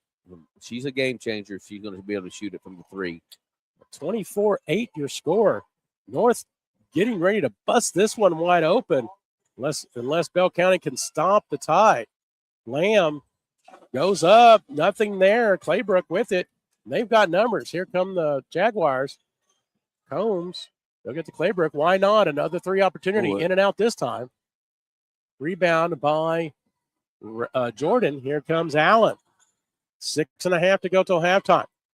Very special halftime interview with my good friend and broadcast partner every now and then, Mr. John North. And going to have a lot of good stuff to talk about as he runs the student group at Pineville. Missed shot there from Combs. Rebound by Allen. We'll talk about the influx of student groups here at the region tournament this year and possibly the future of that, as we progress in the era of streaming. Lamb just very disjointed going in. She does get the rebound, cannot put it back up. And just a bunch of empty trips, Randy, from Bell County. Well, if you notice, Claybrook is letting Lamb go left. She's making her go to her weak hand. She's just letting her go there, knowing that she's at her weak hand and it's going to struggle. That is the product of good scouting right there, to see those tendencies and exploit them. 24-8 your score. Lamb gets it over to Jordan. Jordan guarded heavily there by Phillips. Lamb, she'll go to her left again, and another empty trip, as you were saying, Randy. Just going to keep doing it until she decides to change her path. 24-8 as we approach 5 minutes to go. Combs with the three, no good. Loose ball to Claybrook. Back to Phillips, top of the key. She goes to her right. Floater is good. Wow. Such a smooth player that young lady is. And really, North Laurel is getting ready to bust this one open at the seams. Remember the name Laylee Phillips. I think she will have a big name for herself before her high school career is over. Under 5 minutes, more specifically 4:40 to go till halftime. Now Lamb to her right this time. It's still no good. And Lewis with the rebound, and they're just going to force it up the court, see what happens. Bell does a good job on getting back. Now they'll run a set. Claybrook will drive in. She loses the handle, though. A rare turnover from the Jaguars, but they get it right back. Lewis up, in, and the foul. Bella Lewis. Man, I've got a couple competing for that defensive player of the game right now. That's going to be on Miracle. Got a chance to push it out here to 22 points with a little over 4 minutes here in the second quarter. So Riley Redmond, number 10, Olivia Brown, senior, and I believe number 13, Maddie Hatfield, freshman, into the contest as a mass substitution from Bell County. Lewis cannot finish the antique three, but in the hands of Emma Carl, who's back into the contest. And you're right, Randy. I mean, it is a 20-point deficit. We still got half a quarter to play here till halftime. It continues to get out of hand. Combs into Claybrook, up and in. Oh, actually, no. That's 45. 45, excuse me. Ella Hubbard gets her first bucket. So a lot of new people in here, and it is a 30-8 contest. Now, Steve, if I am Eddie Mahan, I'm looking at that scoreboard. I'm trying to get this to a running clock as quick as I can. where I can rest my players Yes. because I'm playing the late game anyway. Lamb with the bucket and the foul, finally getting one in. Did you notice where she went? The younger girl came in, Gardner came in, and she immediately posted her up and got to the right side. Claybrook has not allowed her one time to get to that right side. Yeah. So Lamb taking advantage of the 8th grader Hubbard as she will go for the antique three. That shot is good. Well, timeout on the court. It is a full media timeout. We'll take one ourselves. 30-11. All Jags all the time. 3.5 to go till halftime. Laurel County Sheriff John Root would like to wish all the student athletes of the 13th region a very happy, successful, and injury-free season. He'd also like to invite you to come see the brand new state-of-the-art Sheriff's Office located at 1380 Kentucky 192 East in Laurel County. From all the staff serving Laurel County, we thank you for being proud sponsors of the 13th Region Media Network. Hello, my name is Chance McPeak, and I'm running for Magistrate of District Number 5. I've spent more than 20 years serving our community as a proven volunteer, problem solver, and hands-on leader. I believe leadership means being proactive, seeing issues before they become problems, and planning for the future with a clear vision and common sense mentality. I'm open-minded, reliable, and committed to making decisions that put our families, our safety, and our growth first. This is my home where I raised my 3 children with my wife, Katie, and we are ready to work every day to move District 5 forward together. Please consider voting McPeak for Magistrate in May of 2026. Thank you. This has been paid for by Chance McPeak. Whether you are buying or selling, Jesse Sizemore with Century 21 Advantage Realty would love to help you get your property sold or help you find your next dream home, farm, or investment property. No matter how big or small, Jesse Sizemore with Century 21 Advantage Realty will help make the process smooth and enjoyable for you. Feel free to contact Jesse Sizemore anytime at 606-309-9898. Jesse Sizemore, Century 21 Advantage Realty.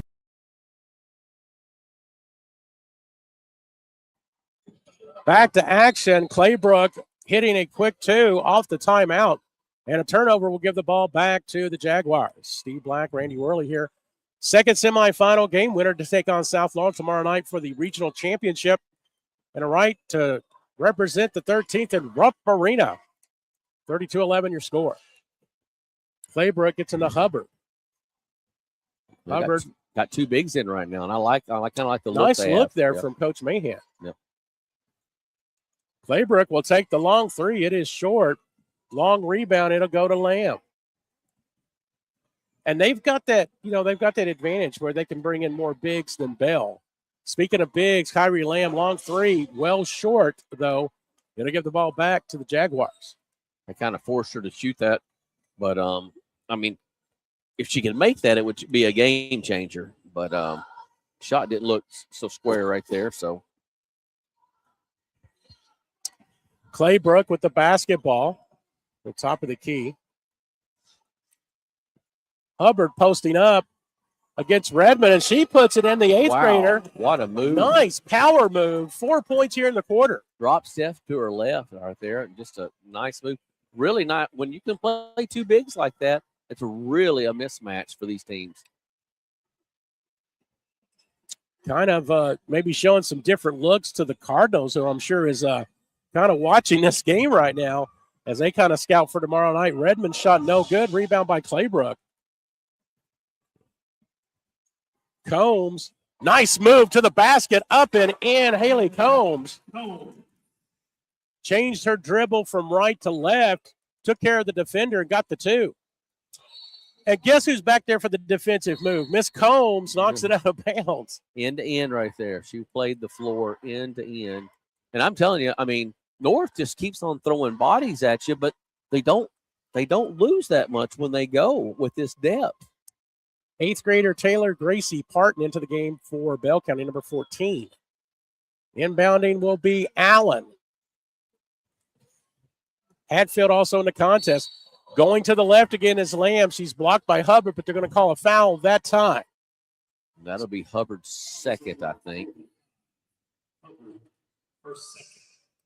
but you probably feel all right allowing her to give up a couple of extra fouls when you have Clayburg that you know that you can still stay with one big.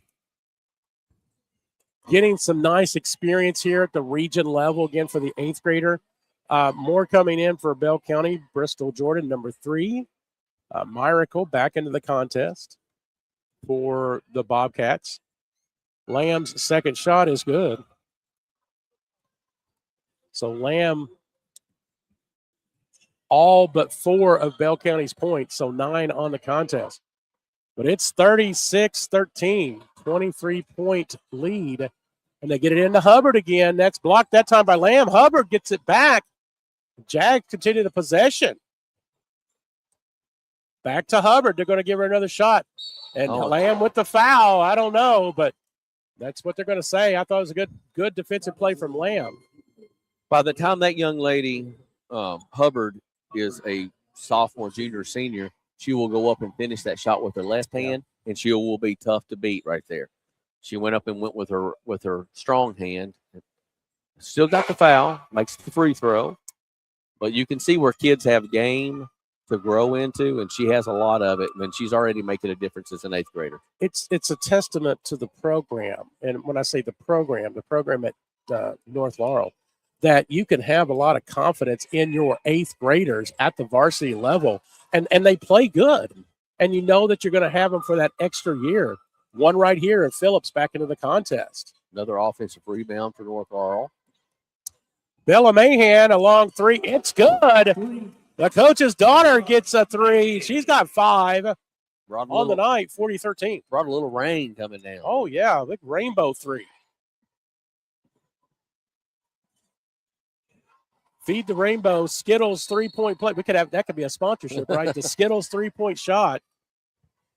Feed the Rainbow. Ball knocked out of bounds. It'll stay with Bell County. 27-point lead. So they're getting close. Final 44 seconds. Ball almost stolen. I thought that Redmond got her own ball. I guess they said that North tipped. Maybe it touched it. Yeah. I'm not sure the referee was completely decided on that. Be that as it may, stolen. There's Layla Phillips. She's wide open for the bucket. Misses, though. And gets her own rebound, but it hits the line. She was another situation. Young, in a year or so, that left hand will get stronger when she goes to shoot that left hand layup. She tried to go up and shoot it with the right, shot a little hard. Man, Coach Mahan has got to love what is coming up in the next couple of years. Most definitely. The final 20 seconds here, 30-13. Ball stolen by Carl. She goes out of bounds, though. It'll stay with Bell County. They just continued the intensity on defense, the aggressiveness. They've got the big lead, but you know what? They're not going to stop playing. They're going to play their game. Yeah. And they need to do that, especially if they want to get a championship. Lob pass into Lamb against Hubbard. Lamb, reverse layup. She gets it that time. 40-15. Probably the last shot here is that we got 5 seconds. Ball stolen away by Bell County. Miracle will throw it up. No good. And we're at the half. Your score, Jaguars 40 and 15, Bell County. Quick halftime thoughts, and we'll get set up for our interview. Man, I tell you what, North Laurel, just the defense was the difference in the game right there, the way they moved right there. And I was really impressed with how they came out, and I think it looks like it's going to set up a cross-county championship game tomorrow night. Definitely. So we'll see what happens. Thanks to Patrick Leddington to get us set up here. We'll take a break. And when we come back, we'll have a special interview with my good buddy, John North. You're watching I guess you're watching the audio presentation of the 13th Region Basketball Tournament brought to you by L4 Security, 13th Region Media Network. Let me introduce you to London City Council candidate Chase Carson. He was born and raised in Laurel County, graduated from South Laurel, and went on to Eastern Kentucky University, where he earned his bachelor's and his master's degree. And then he came home to give back to the community in which he loves. He's a community leader who's focused on respect and transparent local government. He believes the residents deserve accountability and professionalism from its elected officials. Would you please consider voting for Chase Carson for your next London City Council member? Hey, basketball.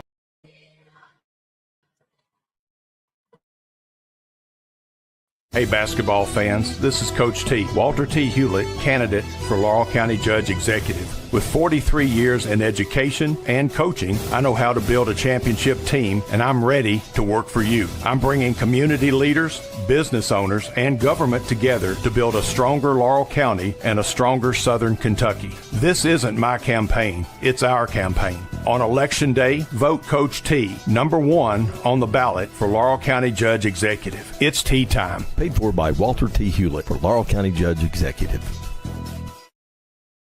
Hello, my name is Chance McPeak, and I'm running for Magistrate of District Number 5. I've spent more than 20 years serving our community as a proven volunteer, problem solver, and hands-on leader. I believe leadership means being proactive, seeing issues before they become problems, and planning for the future with a clear vision and common sense mentality. I'm open-minded, reliable, and committed to making decisions that put our families, our safety, and our growth first. This is my home where I raised my 3 children with my wife, Katie, and we are ready to work every day to move District 5 forward together. Please consider voting McPeak for Magistrate in May of 2026. Thank you. This has been paid for by Chance McPeak. Laurel County Sheriff John Root would like to wish all the student athletes of the 13th Region a very happy, successful, and injury-free season. He'd also like to invite you to come see the brand new state-of-the-art Sheriff's Office located at 1380 Kentucky 192 East in Laurel County. From all the staff serving Laurel County, we thank you for being proud sponsors of the 13th Region Media Network. Whether you are buying or selling, Jesse Sizemore with Century 21 Advantage Realty would love to help you get your property sold or help you find your next dream home, farm, or investment property, no matter how big or small. Jesse Sizemore with Century 21 Advantage Realty will help make the process smooth and enjoyable for you. Feel free to contact Jesse Sizemore anytime at 606-309-9898. Jesse Sizemore, Century 21 Advantage Realty.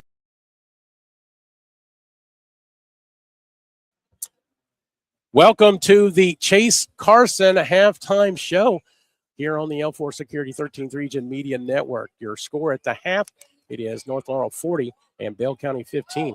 Steve Blackett, I'm joined with my very special broadcast partner, very special friend as well, Mr. John North.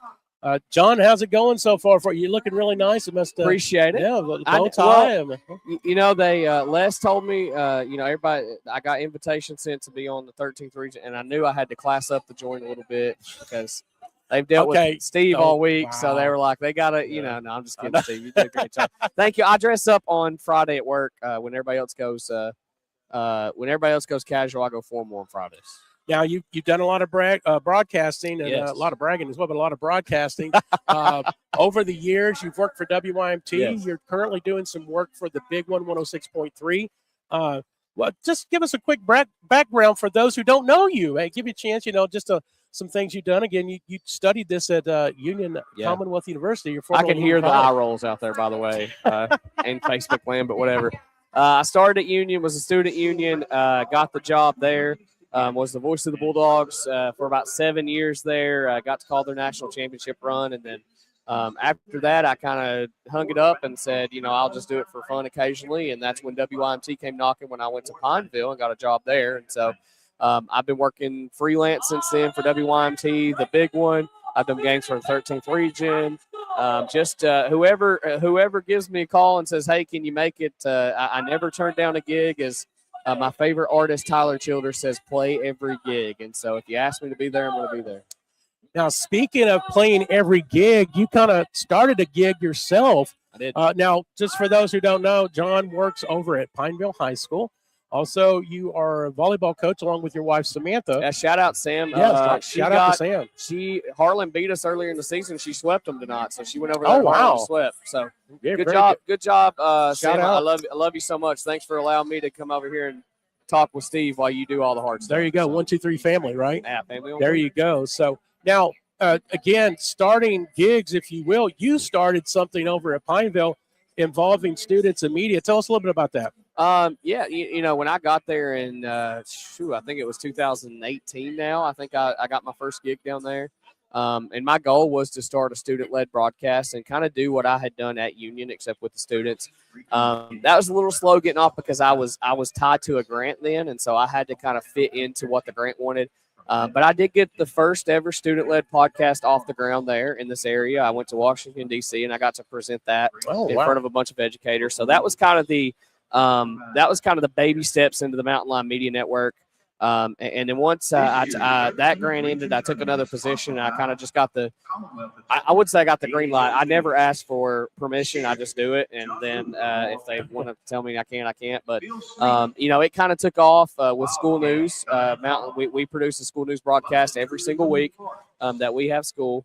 And, that kind of launched into broadcasting volleyball games is what we started. And now we have broadcasted middle school volleyball, middle school basketball, wrestling, high school basketball, girls and boys. And we'll be doing baseball and softball this summer. So we have launched kind of that sports broadcasting down at Pineville. And the cool thing is, guys, we don't have a program. So I'm just pulling kids out of the hall, out of the classroom and saying, hey, do you want to do this? We do not have other schools are blessed with that. We do not have that.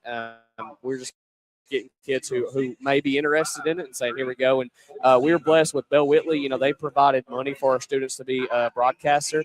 And we've been able to do that. And then through the IEL grant, which is the grant my wife works for, they have also been able to pay our broadcasters. So it's been really nice. Very good. And again, we're getting photo bombed here by some of Ciela. She already got her FaceTime. I don't know why Take a picture of us. How's that? So get out of get out of the way. Yeah, Steve, it's been awesome. Here we go. Let's pose real quick. There you go. Let's throw it too sweet. Okay.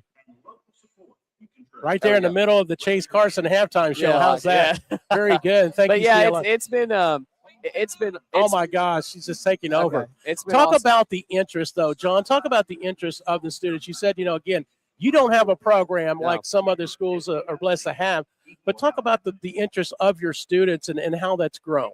Well, I think the students, all of our teachers show our school news every week, and I think the students got interested by seeing their peers on there so much and was like, hey, I'd like to do that, and I'd like to get in front of the camera, and I'd like to create content, or I want to learn my way around a camera. I want to shoot content. I don't have to be in front of it. Emmy Dishman has kind of changed our program because, she is rarely on camera unless we just need an emergency. Every week in that college room, she sits there and she edits the news. So here we go. We got another one. But we're just popular for some reason. kids get by, they kind of get into it and buy into it. And it's just kind of snowballed from there. I mean, I can go pull, different students to do different things. And it's been cool just to see that kind of blossom and see that kind of take off because I really didn't expect it to. I did it because I was frustrated at work one day. And I was like, what can I do to make myself happy? And I was like, I'm going to make a student-led broadcast. And that's very what I good. Yeah. And you guys, again, with the limitations that you have and things like that, you're doing a really good job. And so, well, and we've been blessed too, Steve. I want to talk about, I want to shout out Fugit and Mattingly Foundation because they have funded us. They saw what we were doing. That's a local foundation that, they give scholarships around to different schools too. They saw what we were doing. They kicked back and they gave us a ton of equipment that has really evolved from just, a broadcast to, we have a photographer and we have a broadcast. I mean, we have it at every single event. So it's really cool. So one of the things that we've been talking about, it's been a big thing here at the region tournament this year. And, there's a lot of streaming has happened, especially since COVID. Yep. And that's the norm. And that's what's going to happen. It's here to stay. But this year is probably the biggest turnout of student groups that do streaming. I know we've had a group from Barberville here. We have the Blue Gold Network in Knox Central. You guys there with the Mountain Line Media Network. Also Bell County that's here tonight as well. So talk about that interest. And has there been a chance to maybe do some network or even collaboration with some of these groups? Because, again, if you get more support with each other, you can do big things. Well, I don't think, broadcasting and that's not a sport. I don't think it should be competition between us and other schools. I don't. I think that we can help each other and help collab. And, Harrison Trosper, I think he's the best. I think he's the best student broadcaster, it may be in the state of Kentucky. Like he just does such a good job.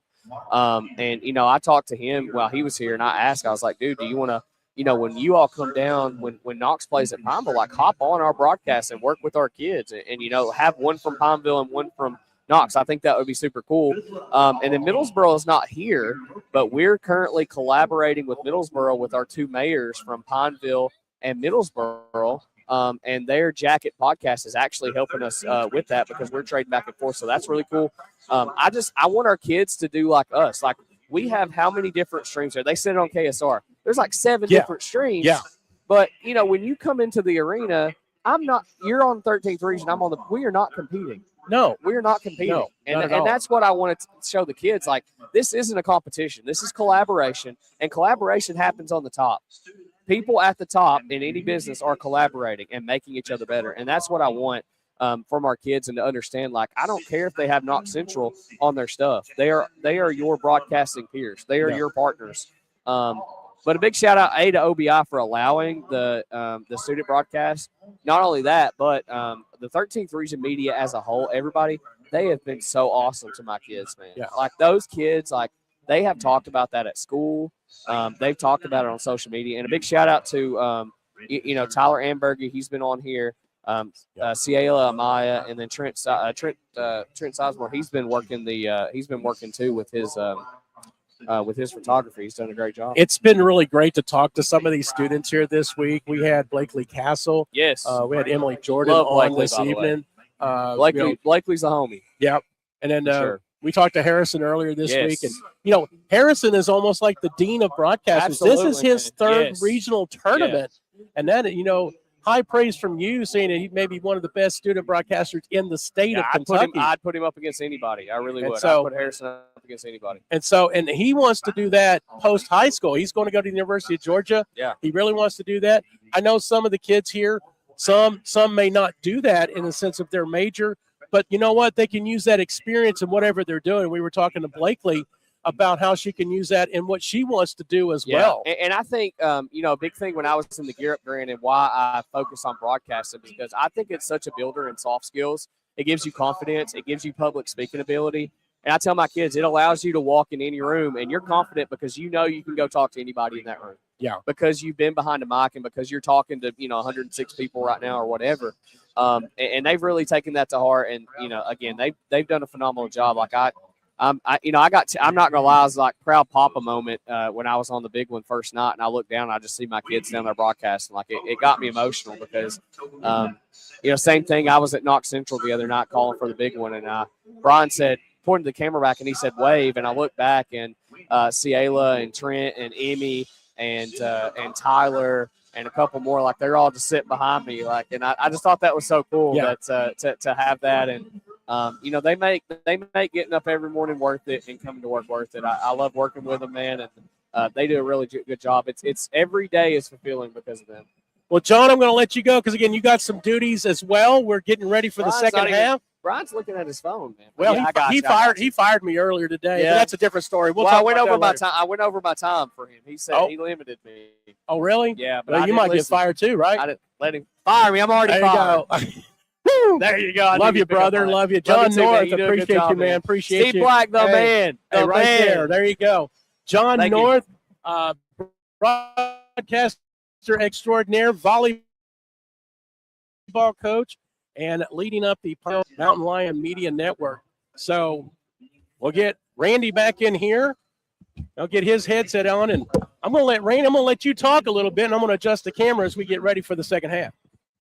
Well, as we get ready here, about 30 seconds to go before we get halftime going, with North Laurel leading by 25 points. And then I think it'll be interesting to see what Coach Eddie Mahan, what he does here when he comes out, to see if he really go for the jugular, try to put Bell Canning away, try to get it in a situation where he could have a running clock and get his players a lot of rest.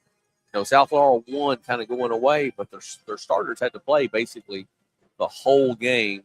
So I think if Coach Mahan feels like he can put this game away and get his starters out quickly, I think that's what he may lead to do right here, leading 25. He probably needs to get that lead up another 10 points to get up to a situation where he can get that running clock. These headsets have too long of a cord here. I'm about tripped 20 times going over. Where's my guy Patrick, my TV guy? He's supposed to set these cameras up. We're gonna have to have an evaluation meeting here later on. My thoughts here. Does Coach Eddie Mahan come out here and really almost go for the jugular? Try to get this lead up to 35 and get a running clock where he feels comfortable, and then resting his girls, because South Laurel plan to play their players the entire game, but this is a late game. Your kids are getting to bed late here. What will he try to do here? Claybrook misses on the shot. Here comes Bell County. Thanks for John North to be on the Chase Carson halftime show. And Chase Carson running for City Council of London. We thank him for his partnership. So Randy, he's going to be working on our superlatives for our second game. We'll talk about those later as well. 40-15. And Bell County with the basketball. Scarce. Over to Miracle.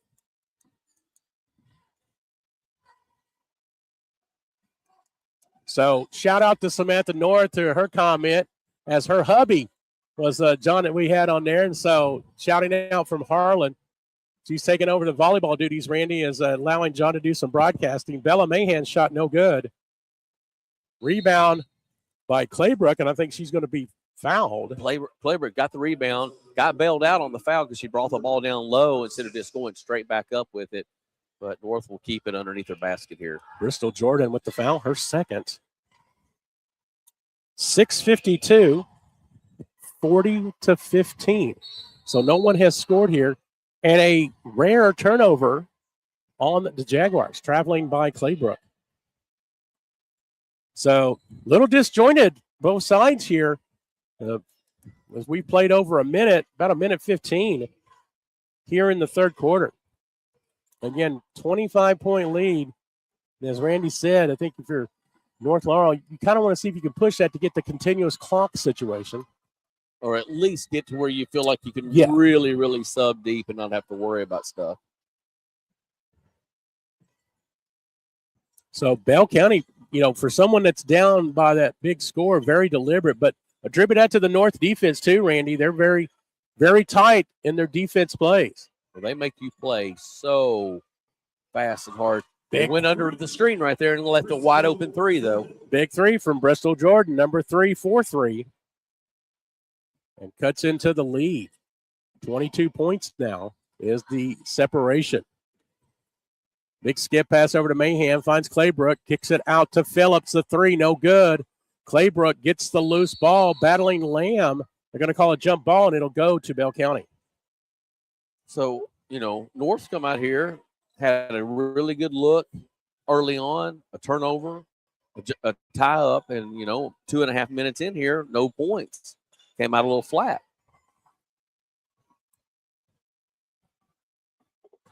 Coming across the timeline is Jordan. Gets it over to Allen. Ball knocked out of bounds. I just think the clock is such an unfavorable thing for Bell County. North plays such good defense. You're not going to get a lot of quick, easy looks. They're going to make you work time off the clock every time. Lamb against Claybrook. Turn around. Good. She got back to her right hand right there. So made those adjustments here in the third quarter. North gets it across the timeline. Bella Lewis. Nice move to the bucket. Doesn't go, though. Lamb with the rebound.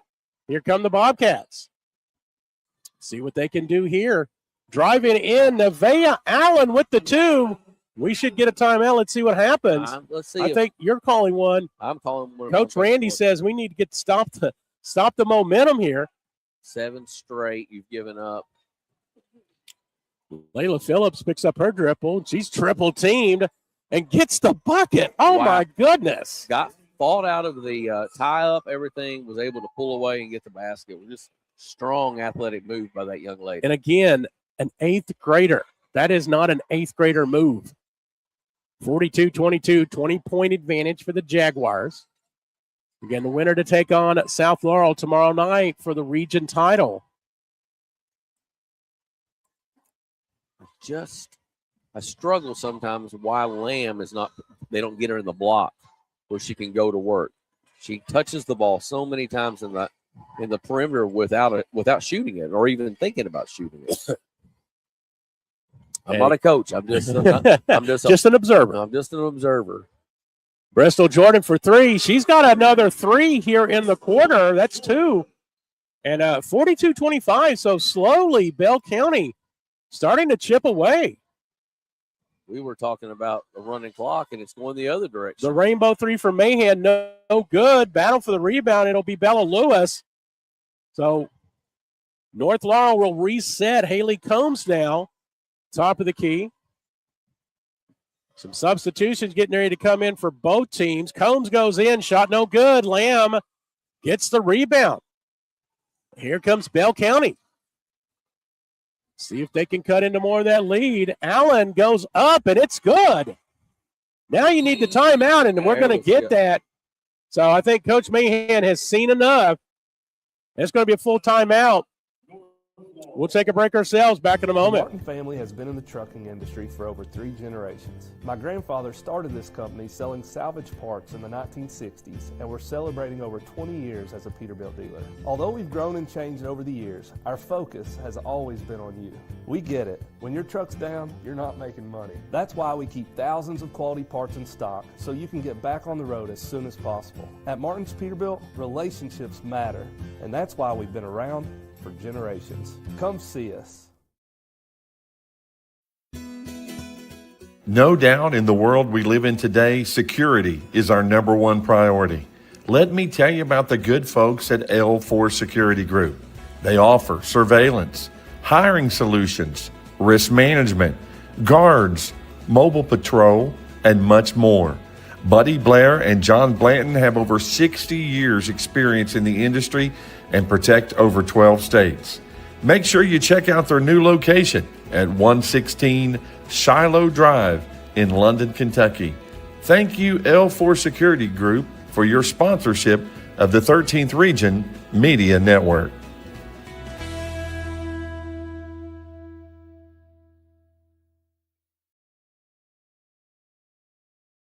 Here at the Corbin Arena, turnover by North Laurel gives the ball back to Bell County. Comment from John Hammond says that Steve's the best in the business. You know, people always say you're the best in the business. Randy Worley is the best in the business, right? You know, hey, but I'll take the compliment. But hey, it's good you got people out there paying attention, right? Nice having people listening to you. It's been great working with you tonight, my friend.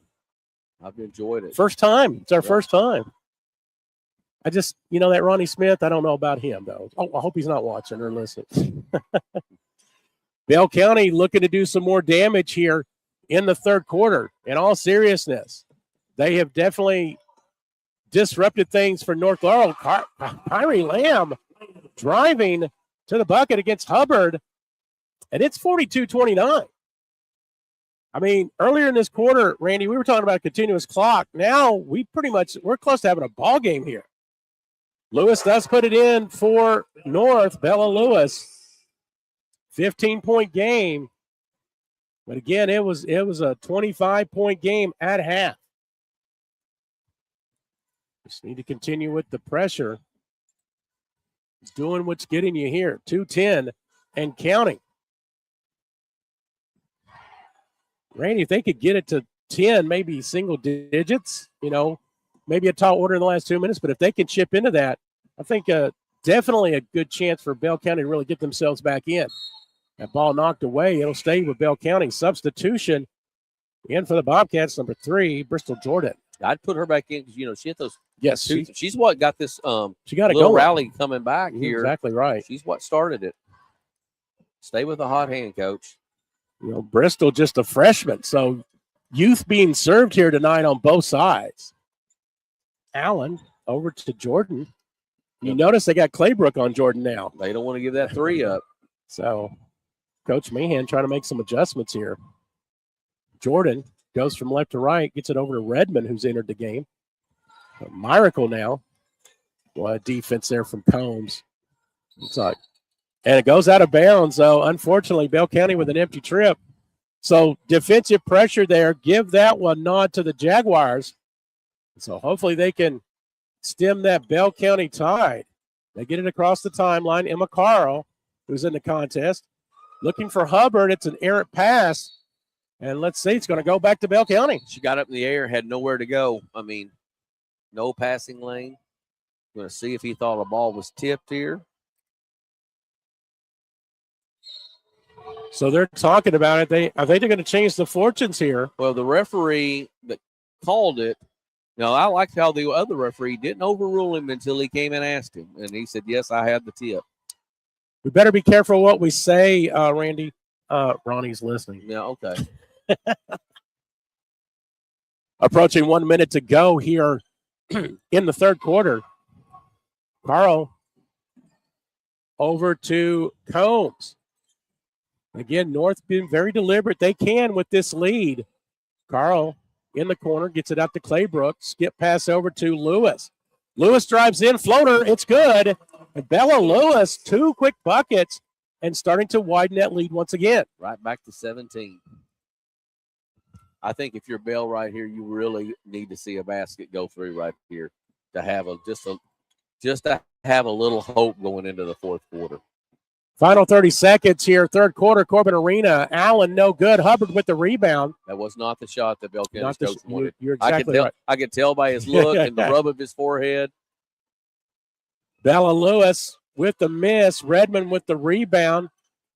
Last chance for Bell County. Final 12 seconds to get across the timeline to Lamb. Picks up her dribble. Finds Miracle. Kind of errant pass, but Miracle gets it. 3 seconds. They need to get one off here. They're not going to get one off as the third quarter comes to an end. Oh, that one almost went in. But your score after 3, North Laurel 46, Bell County 29. Back here in a moment from the 13th region. Hey, basketball fans, this is Coach T, Walter T. Hewlett, candidate for Laurel County Judge Executive. With 43 years in education and coaching, I know how to build a championship team, and I'm ready to work for you. I'm bringing community leaders, business owners, and government together to build a stronger Laurel County and a stronger Southern Kentucky. This isn't my campaign, it's our campaign. On Election Day, vote Coach T, number 1 on the ballot for Laurel County Judge Executive. It's tea time. Paid for by Walter T. Hewlett for Laurel County Judge Executive. Let me introduce you to London City Council candidate Chase Carson. He was born and raised in Laurel County, graduated from South Laurel, and went on to Eastern Kentucky University, where he earned his bachelor's and his master's degree. And then he came home to give back to the community in which he loves. He's a community leader who's focused on respect and transparent local government.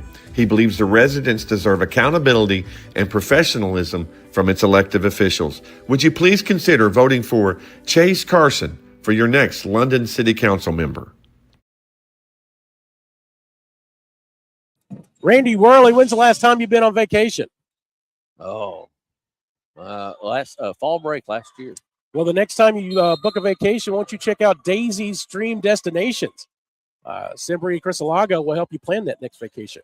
She's sponsoring the Defensive Player of the Game or Offensive Player of the Game, Serve Pro, serving Pulaski and Laurel counties, and the most valuable player.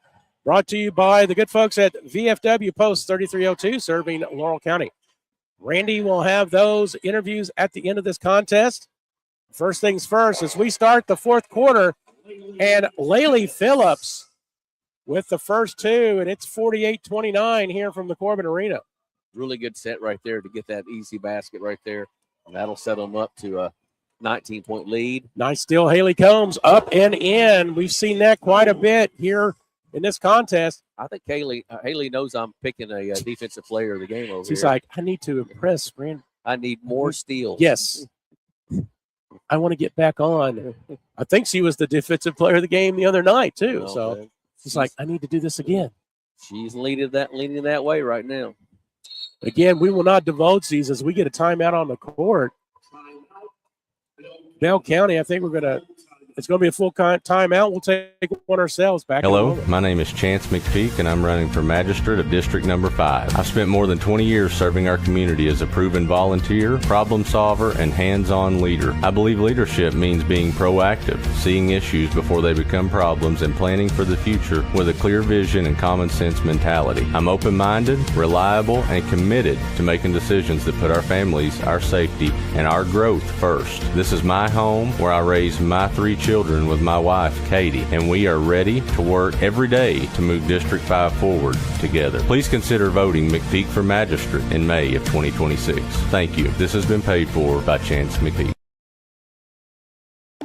Laurel County Sheriff John Root would like to wish all the student athletes of the 13th Region a very happy, successful, and injury-free season. He'd also like to invite you to come see the brand new state-of-the-art Sheriff's Office located at 1380 Kentucky 192 East in Laurel County. From all the staff serving Laurel County, we thank you for being proud sponsors of the 13th Region Media Network.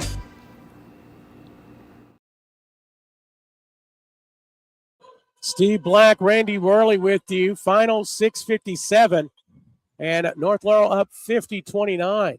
Bell County with the basketball out of the timeout. See what kind of adjustments that Coach Teague has made. And whatever they are, Randy, they need to do them in a hurry. Yeah, you can have 0 empty sets. And that's a good start right there. Good start there. Nevaeh Allen with the 2. And Bell County in full court pressure. Knocked out of bounds. It'll stay with North Laurel. Lila Scarce into the game for Bell County. Lila Jr. I think at some point in time, if you're Bell County, you press. And then if you want a chance, you may start foul, because North's going to go very deliberate here and run clock. They get it across the timeline. Swinging around, Bella Mahan with the rainbow 3, no good. And maybe a little bit too quick on that shot. But as I say that, they get the turnover and a quick timeout for Coach Mahan. Great presence of mind there as Bella Lewis got the loose ball. They'll take the 30-second timeout. We'll keep it here. Well, Bella Lewis now. She's like, I think I heard them talking about that, right? I think she heard them talking about giving the defensive player game to somebody else. So she dove on the floor. Yeah. So I think she looked over here and said, "Look at me." It's a 2-horse race. Now, again, we will know for sure at the end of this contest, so stick around as we'll have the Chase Carson post-game report and show brought to you by Chase Carson, running for City Council in London. Again, thanks to all of the partners that help put these things on. I mean, you can't do that without good partners. We appreciate them. All right, off the timeout, North Laurel. Get it across the timeline. Bella Mahan, another rainbow 3. Good. That is 2 rainbow 3s for her. Again, the Skittles 3-point shot. Now we don't have Skittles, sorry. But feed the rainbow. 53-31. Allen, no good. Rebound by the Jaguars. You know, we were talking, Randy, you said maybe a couple minutes here. Bell might be out of range here as North puts it on, that you might start seeing that subbing. Yep. We're kind of a couple minutes away from that, but see what Bell can do. Again, down by 22. 5.5 to go. Bell only has 2 timeouts as well, so that's another thing against them. Yeah, this defense is stifling, and it's just, I mean, the one thing, even if you give up points, you're giving up 30 seconds of clock. And it's not because they're not wanting to take a shot. It's they can't because of the suffocating defense. A steal from Claybrook there as they get it across, skip pass to Lewis. Mahan, she drives. Floater, no good. Rebound in the hands of Miracle. And Bella Mahan going to get a foul right there. You know, they get up in you, they're going to get fouls called on them that some teams wouldn't because they just flat get up under you. But 4:50 left. You're going to have a media timeout. You've only got 2 timeouts. And you're down by 20. I mean, you're You have to shoot it quick here. And it makes you shoot bad shots sometimes, but you got to go quick. Lamb gets in there quick. It doesn't go in. Claybrook with the rebound. And they are kicking it in transition. Bella Lewis doesn't get it, though. But they're keeping that pressure on offensively and defensively. Back over the timeline, Bell County. Long three from Allen. Looked like she was going to take that one from Lone Jack there in Bell County. Just a little short. She pulled the trigger quick. Like I said, you've got to pull them quick here, though. I mean, yeah, that's not a shot you have to really worry about. If you feel like you got a little window there of opportunity, you've got to pull it. You can't take more than about 10 or 12 seconds of possession. North Laurel gets across the timeline with ease, 4:20 and counting here in the contest. Lila Phillips, no good. Battle for the rebound, Claybrook. She's battling in there with Lamb. She puts it up. She's going to go to the line. I think they're going to give the foul to Lamb. Let's see. And they do. Good rebound, good move. Got her defender up in the air. So Claybrook getting a lot of offers even as she was a freshman, just a junior. But I think she'll definitely be playing at the next level. Oh. Puts in the first. I have no doubt that she'll play at the next level. And she's shown the ability tonight to be able to shoot the three, be able to extend her game and her shot out beyond the perimeter. Second one goes in, 55-31.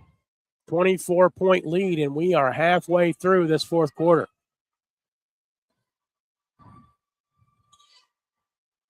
Time not on the side of the Bobcats. Lamb picks up her dribble, kicks it out to Allen. Allen will take the three. It's no good.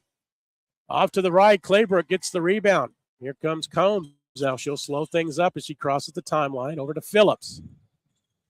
Top of the key to Combs, now to Claybrook. Claybrook picks up the dribble, finds a cutting Carl. Back to Claybrook. The shot, no good. Loose ball foul. And Lamb, I think she's going to get fouled. Maybe Emma Carl. Let's see. That's indeed the case. Here's her second. And I think we got media timeout. Yes. But we'll take one ourselves back here in a moment. 55. Whether you are buying or selling, Jesse Sizemore with Century 21 Advantage Realty would love to help you get your property sold or help you find your next dream home, farm, or investment property. No matter how big or small, Jesse Sizemore with Century 21 Advantage Realty will help make the process smooth and enjoyable for you. Feel free to contact Jesse Sizemore anytime at 606-309-9898. Jesse Sizemore, Century 21 Advantage Realty. Laurel County Sheriff John Root would like to wish all the student athletes of the 13th region a very happy, successful, and injury-free season. He'd also like to invite you to come see the brand new state-of-the-art Sheriff's Office located at 1380 Kentucky 192 East in Laurel County. From all the staff serving Laurel County, we thank you for being proud sponsors of the 13th Region Media Network.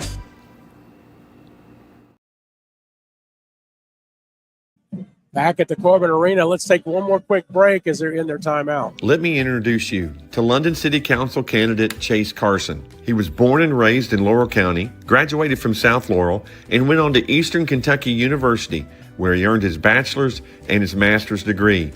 And then he came home to give back to the community in which he loves. He's a community leader who's focused on respect and transparent local government. He believes the residents deserve accountability and professionalism from its elected officials. Would you please consider voting for Chase Carson for your next London City Council member? Back at the Corbin Arena, ball stolen by Combs. She's going to go coast to coast. Up and in, Haley Combs. She's just solidifying that defensive player of the game status. So she's trying to get that defensive player of the game. She takes a lot of her defense and turns it into offense. It could go either way. Who knows? But tune in to find out. Another steal by Combs. Up and in. The senior showing out here in the semifinals. And it's 59-31, 28-point game. I think you can unhitch the wagons and put the ponies in the barn on this one. As we're going to get Crosstown Showdown number 3 tomorrow night, as we got 2.5 to go. But it's just too much Jaguars on defense. Leads to a lot of easy buckets. Shot up, no good from Parton. Baseball pass over there to, my goodness, behind the back. They're going to call a travel. Oh, I'm not sure. I would have given it to her.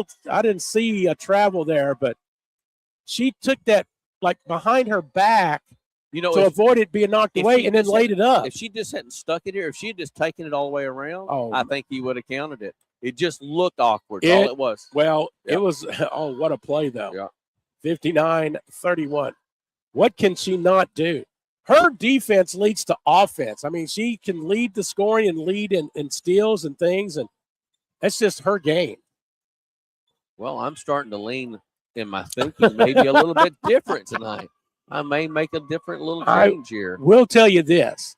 Randy has his players picked. Just don't know what they're going to get yet, so we'll see. But again, tune in to the Chase Carlson post-game report and show as we get a foul. Redmond driving in, but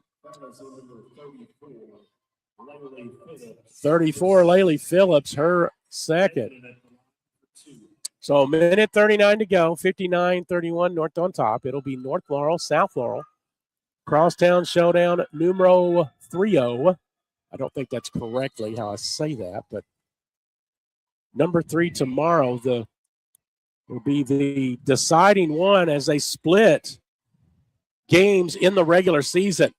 Substitutions in, and got some seniors playing in their last game. Olivia Brown, number 10. She just got subbed, and you can see it in her face from across the way, Randy, the emotion, again, playing her last game in a Bobcat uniform. We'll see here in a moment. We'll probably see Lamb and Allen. In fact, yep, they are staying in there at the moment. As we come down, we'll see who else is in there. Hubbard, 3, no good. Rebound kicked over to Allen. Here comes Bell County. Nevaeh Allen, it's no good, but she gets fouled. It's a nice take right there. Just couldn't get it to fall, and kind of been a little bit of like Bell County's night tonight, just not. It's been close multiple times, but just haven't been able to pull it through. Nevaeh Allen at the line, playing her last game in a Bobcat uniform, misses the first. Jalen Reeder, junior, number 23, into the contest. Also, number 22, that's Miracle back in. Lamb got it. Kyrie Lamb getting substituted her last game, and of course, again, a very emotional. Been a major contributor to 2 different programs at Bell County in her career, and so best of luck to her because I think she will be doing something at the next level athletically. We get a whistle as more substitutions come in. Line of scarce. Nevaeh Allen, she will get her flowers as well. So again, Bell County, Kyrie Lamb, Nevaeh Allen, Olivia Brown playing their final minutes here at the arena. So they'll get a chance to kind of, again, bask in that in the final 106. We play it out, scarce with the basketball. Also in there, number 13, Hatfield for Bell County. Miracle shot no good. Hubbard with the rebound. Get it over to number 33. That's Molly Morgan into the game for North. So she's getting a little playing time. Phillips, jumper, good. Man, she's smooth player for her age. 61-33. Final half minute here. I have a feeling in the next 4 years we'll be bringing her over here to talk at the end I of the think game. so. You are correct. Reeder gets it over to Scarce. And maybe not looking for any shot right now, just kind of playing it out, 13 seconds and counting. But, if you're Reeder, you're going to get 2 here on the court. Jalen Reeder gets her 2 points here at the region stage. And that's going to do it Randy Worley, 61-35. North Laurel will take the win. So it'll be the Crosstown Showdown played in Corbin tomorrow night for a region championship. Your thoughts as I adjust the camera? My thoughts are that, North just came out here. All engines were firing, and just like the South game, they came out here and won this game with the defensive intensity, shutting down one of the better bigs in this region in Lamb, and it just sets up an incredible game, I think, tomorrow night between two teams that are very, very equally matched in South Laurel and North Laurel tomorrow night. So Bell County will drop to 23-8. North Laurel moves to 24-6. So tomorrow night, you got the 24-6 Jaguars against the 26-6 Cardinals. I just think tomorrow night is, you try to look for advantages, and you try to look for, Claybrook on the north side with her size. I look at Skeeter playing the point with her size against some of the smaller guards that North has, but North might have on the guard side. It might maybe a little bit more of the athleticism and the defensive side. It's whose style and who's going to win out. Whose advantage is going to win out tomorrow Most night. definitely Yeah. so. And again, you got two really good coaches. Todd Wendland, new to the 13th region, but already making an impact. Eddie Mahan, one of the deans here. So, so did you decide who's going to get specifically what? And there's our reads right there, too. I changed it around a little bit. I decided I was going to go. I'm going Mariella Claybrook is my defensive player of the game. I was leaning MVP, but I went just for the simple fact she had such a good game. The job she did against Lamb tonight, one of the best bigs in the region. Okay. And then my MVP I went with, and the MVP is brought to you by VFW Post 3302.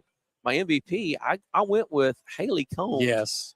Her defense set the tone, changed the game tonight, and it led to so many offensive points. And then my and the Surf Pro Offensive Player of the game, I went with Bella Lewis. She just had a really just good, solid offensive game. And I should go back. The defense, the defensive player of the game was Daisy's Dream Destinations. So brought to you by them. So I think those three, you could interchange them almost all the way around too. But just a solid game there by all three. And I think, again, where's the advantages? Whose advantages are going to win tonight? The South Laurel being home 3 hours earlier. I have a feeling these two teams were thinking this is maybe how it's going to go. Your scouting mind as a coach has probably been leaning you towards this matchup, that type of stuff right there. So, it'll be interesting to see what comes out tomorrow night. A good thing, they don't have school tomorrow. They don't. That's right. They That's can right. sleep You can in. sleep You can have your normal kind of big game shoot around. Yes. There's a lot of stuff that goes in tomorrow. You get a lot of rest. You get some therapy. Get some ice. All that other stuff. I feel like that both teams will come out and be really ready to go. I see Coach Mahan coming. I don't know if he's got a now. Jaguar Nation guys right there. He's going to intercept him. So I'm sure we'll get him at some point. Yeah, we'll try to grab him. We've got some stats here. Yeah. And let's take a quick break, and we'll be right back. Just a moment. Let me introduce you to London City Council candidate Chase Carson. He was born and raised in Laurel County, graduated from South Laurel, and went on to Eastern Kentucky University, where he earned his bachelor's and his master's degree. And then he came home to give back to the community in which he loves. He's a community leader who's focused on respect and transparent local government. He believes the residents deserve accountability and professionalism from its elected officials. Would you please consider voting for Chase Carson for your next London City Council member? We're back here as North Laurel's punched their ticket to the 13th Region Girls Championship game. And I have with me the Daisy's Dream Destinations, the defensive player of the game, Mariella Claybrook. Mariella, I couldn't tell you, between the three players I'm going to talk about tonight in the interviews, I could have given any of these awards. I was leaning back and forth. But I thought the job you did defensively, your offense started out really good, and it just continued on. The job you did on Lamb tonight, I mean, one of the best bigs in the 13th region, and I thought that really set the tone for your team. You really shut down the interior of Bell County's offensive game, and I really thought that was one of the huge keys to you all winning tonight. Yeah, we knew that Lamb was kind of the predicator in their offense, so we wanted to stop her and stop number 2 because we knew that those two kind of like facilitated the offense, got things going for them. So we kind of wanted to lock down on those two, limit their scoring, and that was the goal, and we pulled through. Well, I thought it is an excellent mindset. You came out there. The other thing I felt, I mean, did you all scout, because you were really good getting her to her weak hand? Is that something you all scouted through the week, is getting her to her weak side? Yes, yeah, we've done a lot of scouting over the past couple of days after our first round game, and that was kind of something that we've talked about, kind of her go-to moves, and that was something that we talked about a lot, practiced on that a lot, and then just the rest of their players, rest of their plays, what they like to do. Well, it was you all were absolutely prepared. You could tell, and you all worked really well tonight. So you're going into a matchup, third time this year, 1-1. I mean, I know it's a big rivalry. It's cross town. Not a school day tomorrow. So what will tomorrow look like for you all? I mean, a little bit different day, but being out of school, is that an advantage to get to prep for a big game like tomorrow night? Honestly, it is, where we have back-to-back days like this and where the game's so late. It's going to give us an opportunity to get everyone up in the morning, have our shoot around, go through what we're going to do, scout a little bit, go through everything that we need to do, and then we're going to have a little bit of time in between kind of our departure time to eat, get ourselves ready, and then we're going to come, get ready, and hopefully win the championship. Well, we're going to be sitting over here. We'll be rooting for you. I mean, it was a great game. I think, you've had a wonderful year, and I know you all want to end with the championship and stuff, and go on to Rupp. But I will tell you, just an excellent game tonight. Your offense was, it was right there, but I just thought that the defensive effort tonight against her set the tone for your all's big win tonight, and I want to congratulate you on that. Okay? Thank you. So good luck tomorrow night.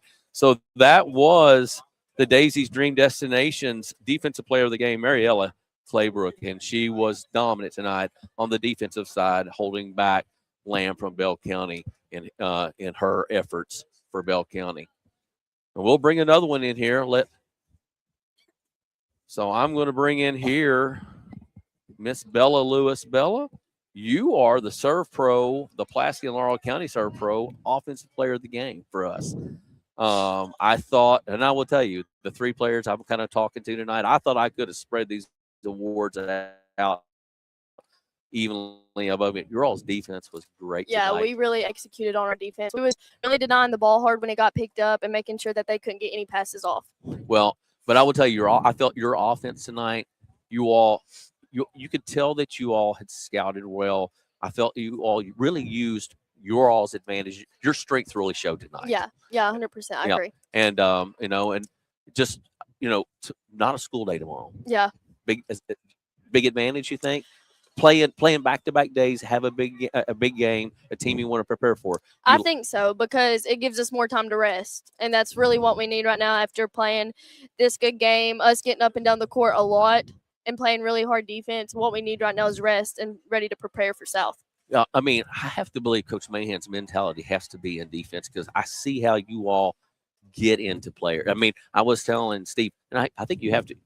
I would ask you, have you enjoyed the officiating, the way they've allowed people to play? I like that. I like that a lot. It's kind of more like AAU ball, where they let people play instead of calling every single foul, and I like that a lot. Yeah, I would think that fits to your all's advantage, because you all are athletic. You all like to get into people. You commit a few more fouls, but I don't think that's a bad thing, because I think you all also create a lot of turnovers. So what's the mindset for tomorrow? Honestly, we got to come in prepared for South. They're a really good team.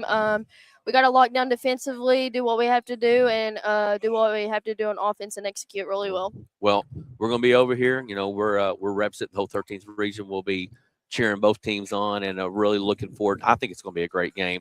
But I wish you all the best of luck in getting and making it to Rupp Arena next week. Okay. So that was the Serve Pro out of Pulaski County and Laurel County's Offensive Player of the Game Miss Bella Lewis, good luck to you, Bella. Thank you. Okay.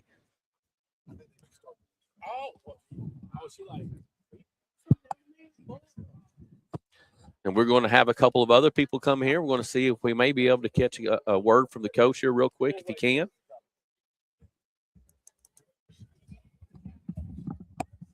Coach Mahan, great win there tonight.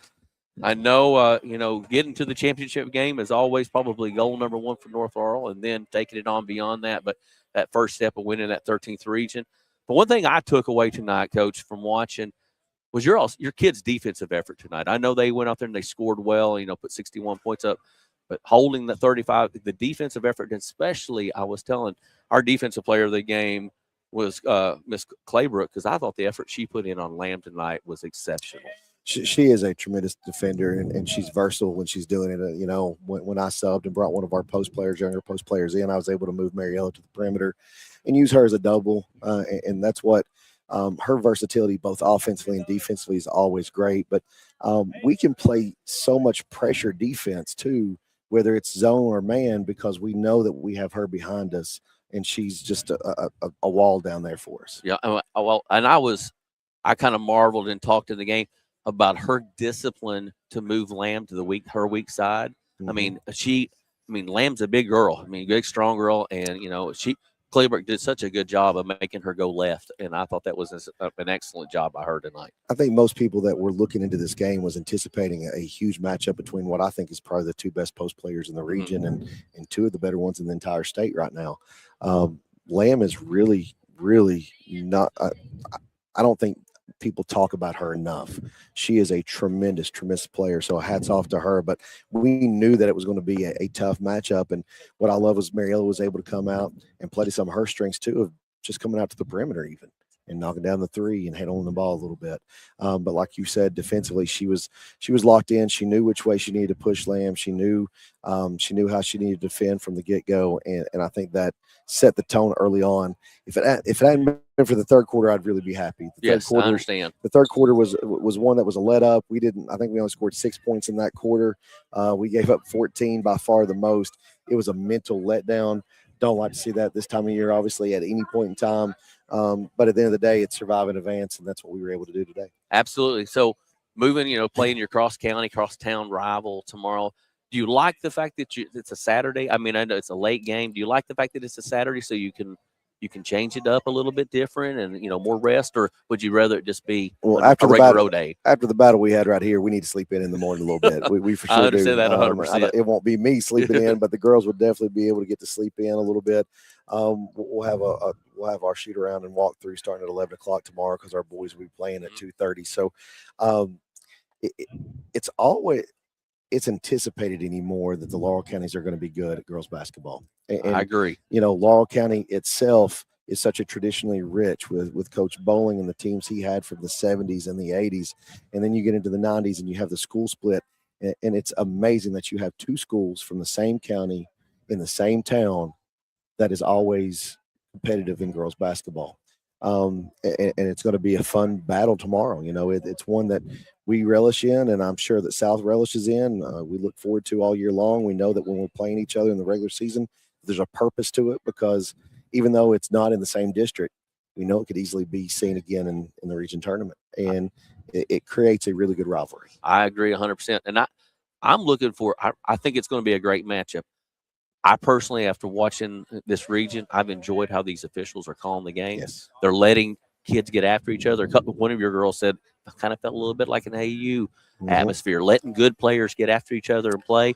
And I think that sets up a really good, because both teams are athletic, and I think they can really get after each other. And I think it's a good setup for tomorrow night. Well, what you want to see is both teams' best players out there finishing the game and deciding it. You don't want to see one team or the other, losing momentum because of crazy tic-tac fouls or anything like that. And the officials that's been here this week have been tremendous. I've not just the games that we've participated in, but just as a fan watching at home, being able to see it. They're allowing them to be physical, but not dirty. They're calling the obvious, but they're letting them play. Well, and I appreciate that as a coach. It's been enjoyable basketball. Yeah. So, Coach, I know you need to get your girls out of here, and it was a great game tonight. We're here rooting for the whole 13th region, but we wish you well, and hope you all have a great game tomorrow night, and good luck tomorrow Appreciate night. the coverage tonight. Thank you, guys. Thank you. That was Coach Mahan, as he will take his girls and get them out of here and try to get them back to London and get ready for South Laurel tomorrow night, the championship game. I've got one more to join me. And this one for us will be the VFW Post 3302 Most Valuable Player of the Game for us. It's Haley Combs. And Haley, I could have given you the defensive player of the game. I probably could have given you the offensive player of the game, but I felt how your defense tonight, you really, really shut down their perimeter. But your defense tonight, not only it led to so many offensive points, and I want to congratulate you on your effort tonight, because it was. I feel like the way you were able to play, your effort tonight is what made you the most valuable player tonight. Yeah, thank you.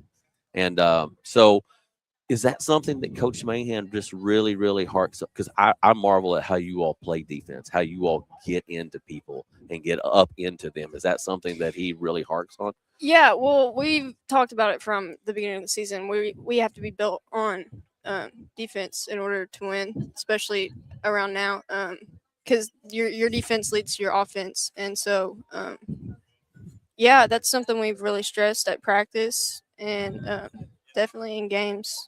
Well, it's I feel like the way this tournament's been called really suits you all the way you all like to play. I mean, the referees aren't they're not calling the little hand check and stuff like that. You're able to get into people, be aggressive, and I felt like but I also feel like it sets up for a really great matchup tomorrow night when you all play South Laurel. Two very, very athletic teams getting after each other tomorrow night.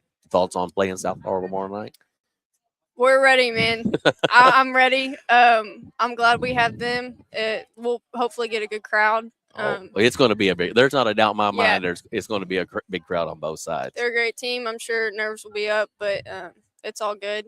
Is that who you wanted? Ready. Yeah, I had that's a feel. The best way to have it. I would, especially for a championship. Yeah, we'll be ready. Yeah, that's what I would think. Well, I know you all want to get out here. It's been a late night, but we definitely wanted to congratulate you on our MVP of the game. Wish you the best of luck tomorrow night. Yeah, I know you want to get the championship and get to Rupp Arena. Yep. So get out of here, get you some sleep, and enjoy tomorrow. And hope you have a chance tomorrow night also. Right. Okay. Thank you very much. That was our VFW Post 3302 Most Valuable Player of the Game, Miss Bella Lewis. And I tell you, or no, Haley Combs. I'm sorry, Haley Combs. So she, her defense just transcended and made so many offensive points tonight. The effort that these girls played with tonight, I mean, and both sides of the ball, the defensive effort that we saw in South Laurel and North Laurel, that was the difference in the game, was the defense. And I'm really interested to see who can impose their will on the other one tomorrow. And I don't know if it can. We'll have to.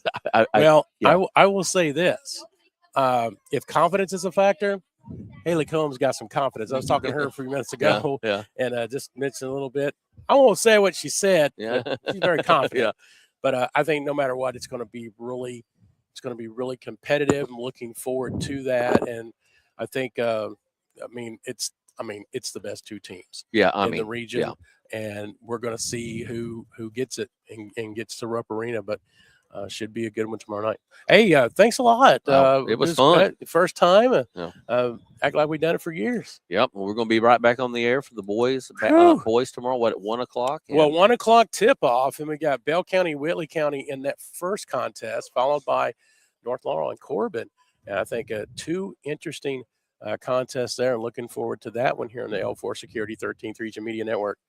Man, it's almost 10 o'clock, man, and I don't want you. I've not been home all week. I'm ready to go home. You need to go home. Yeah, I'm ready to go home and go to bed. So. Well, thanks a lot for Randy Worley, Steve Black. We're going to go ahead and end things tonight. We'll be back on shortly before 1 o'clock tomorrow afternoon.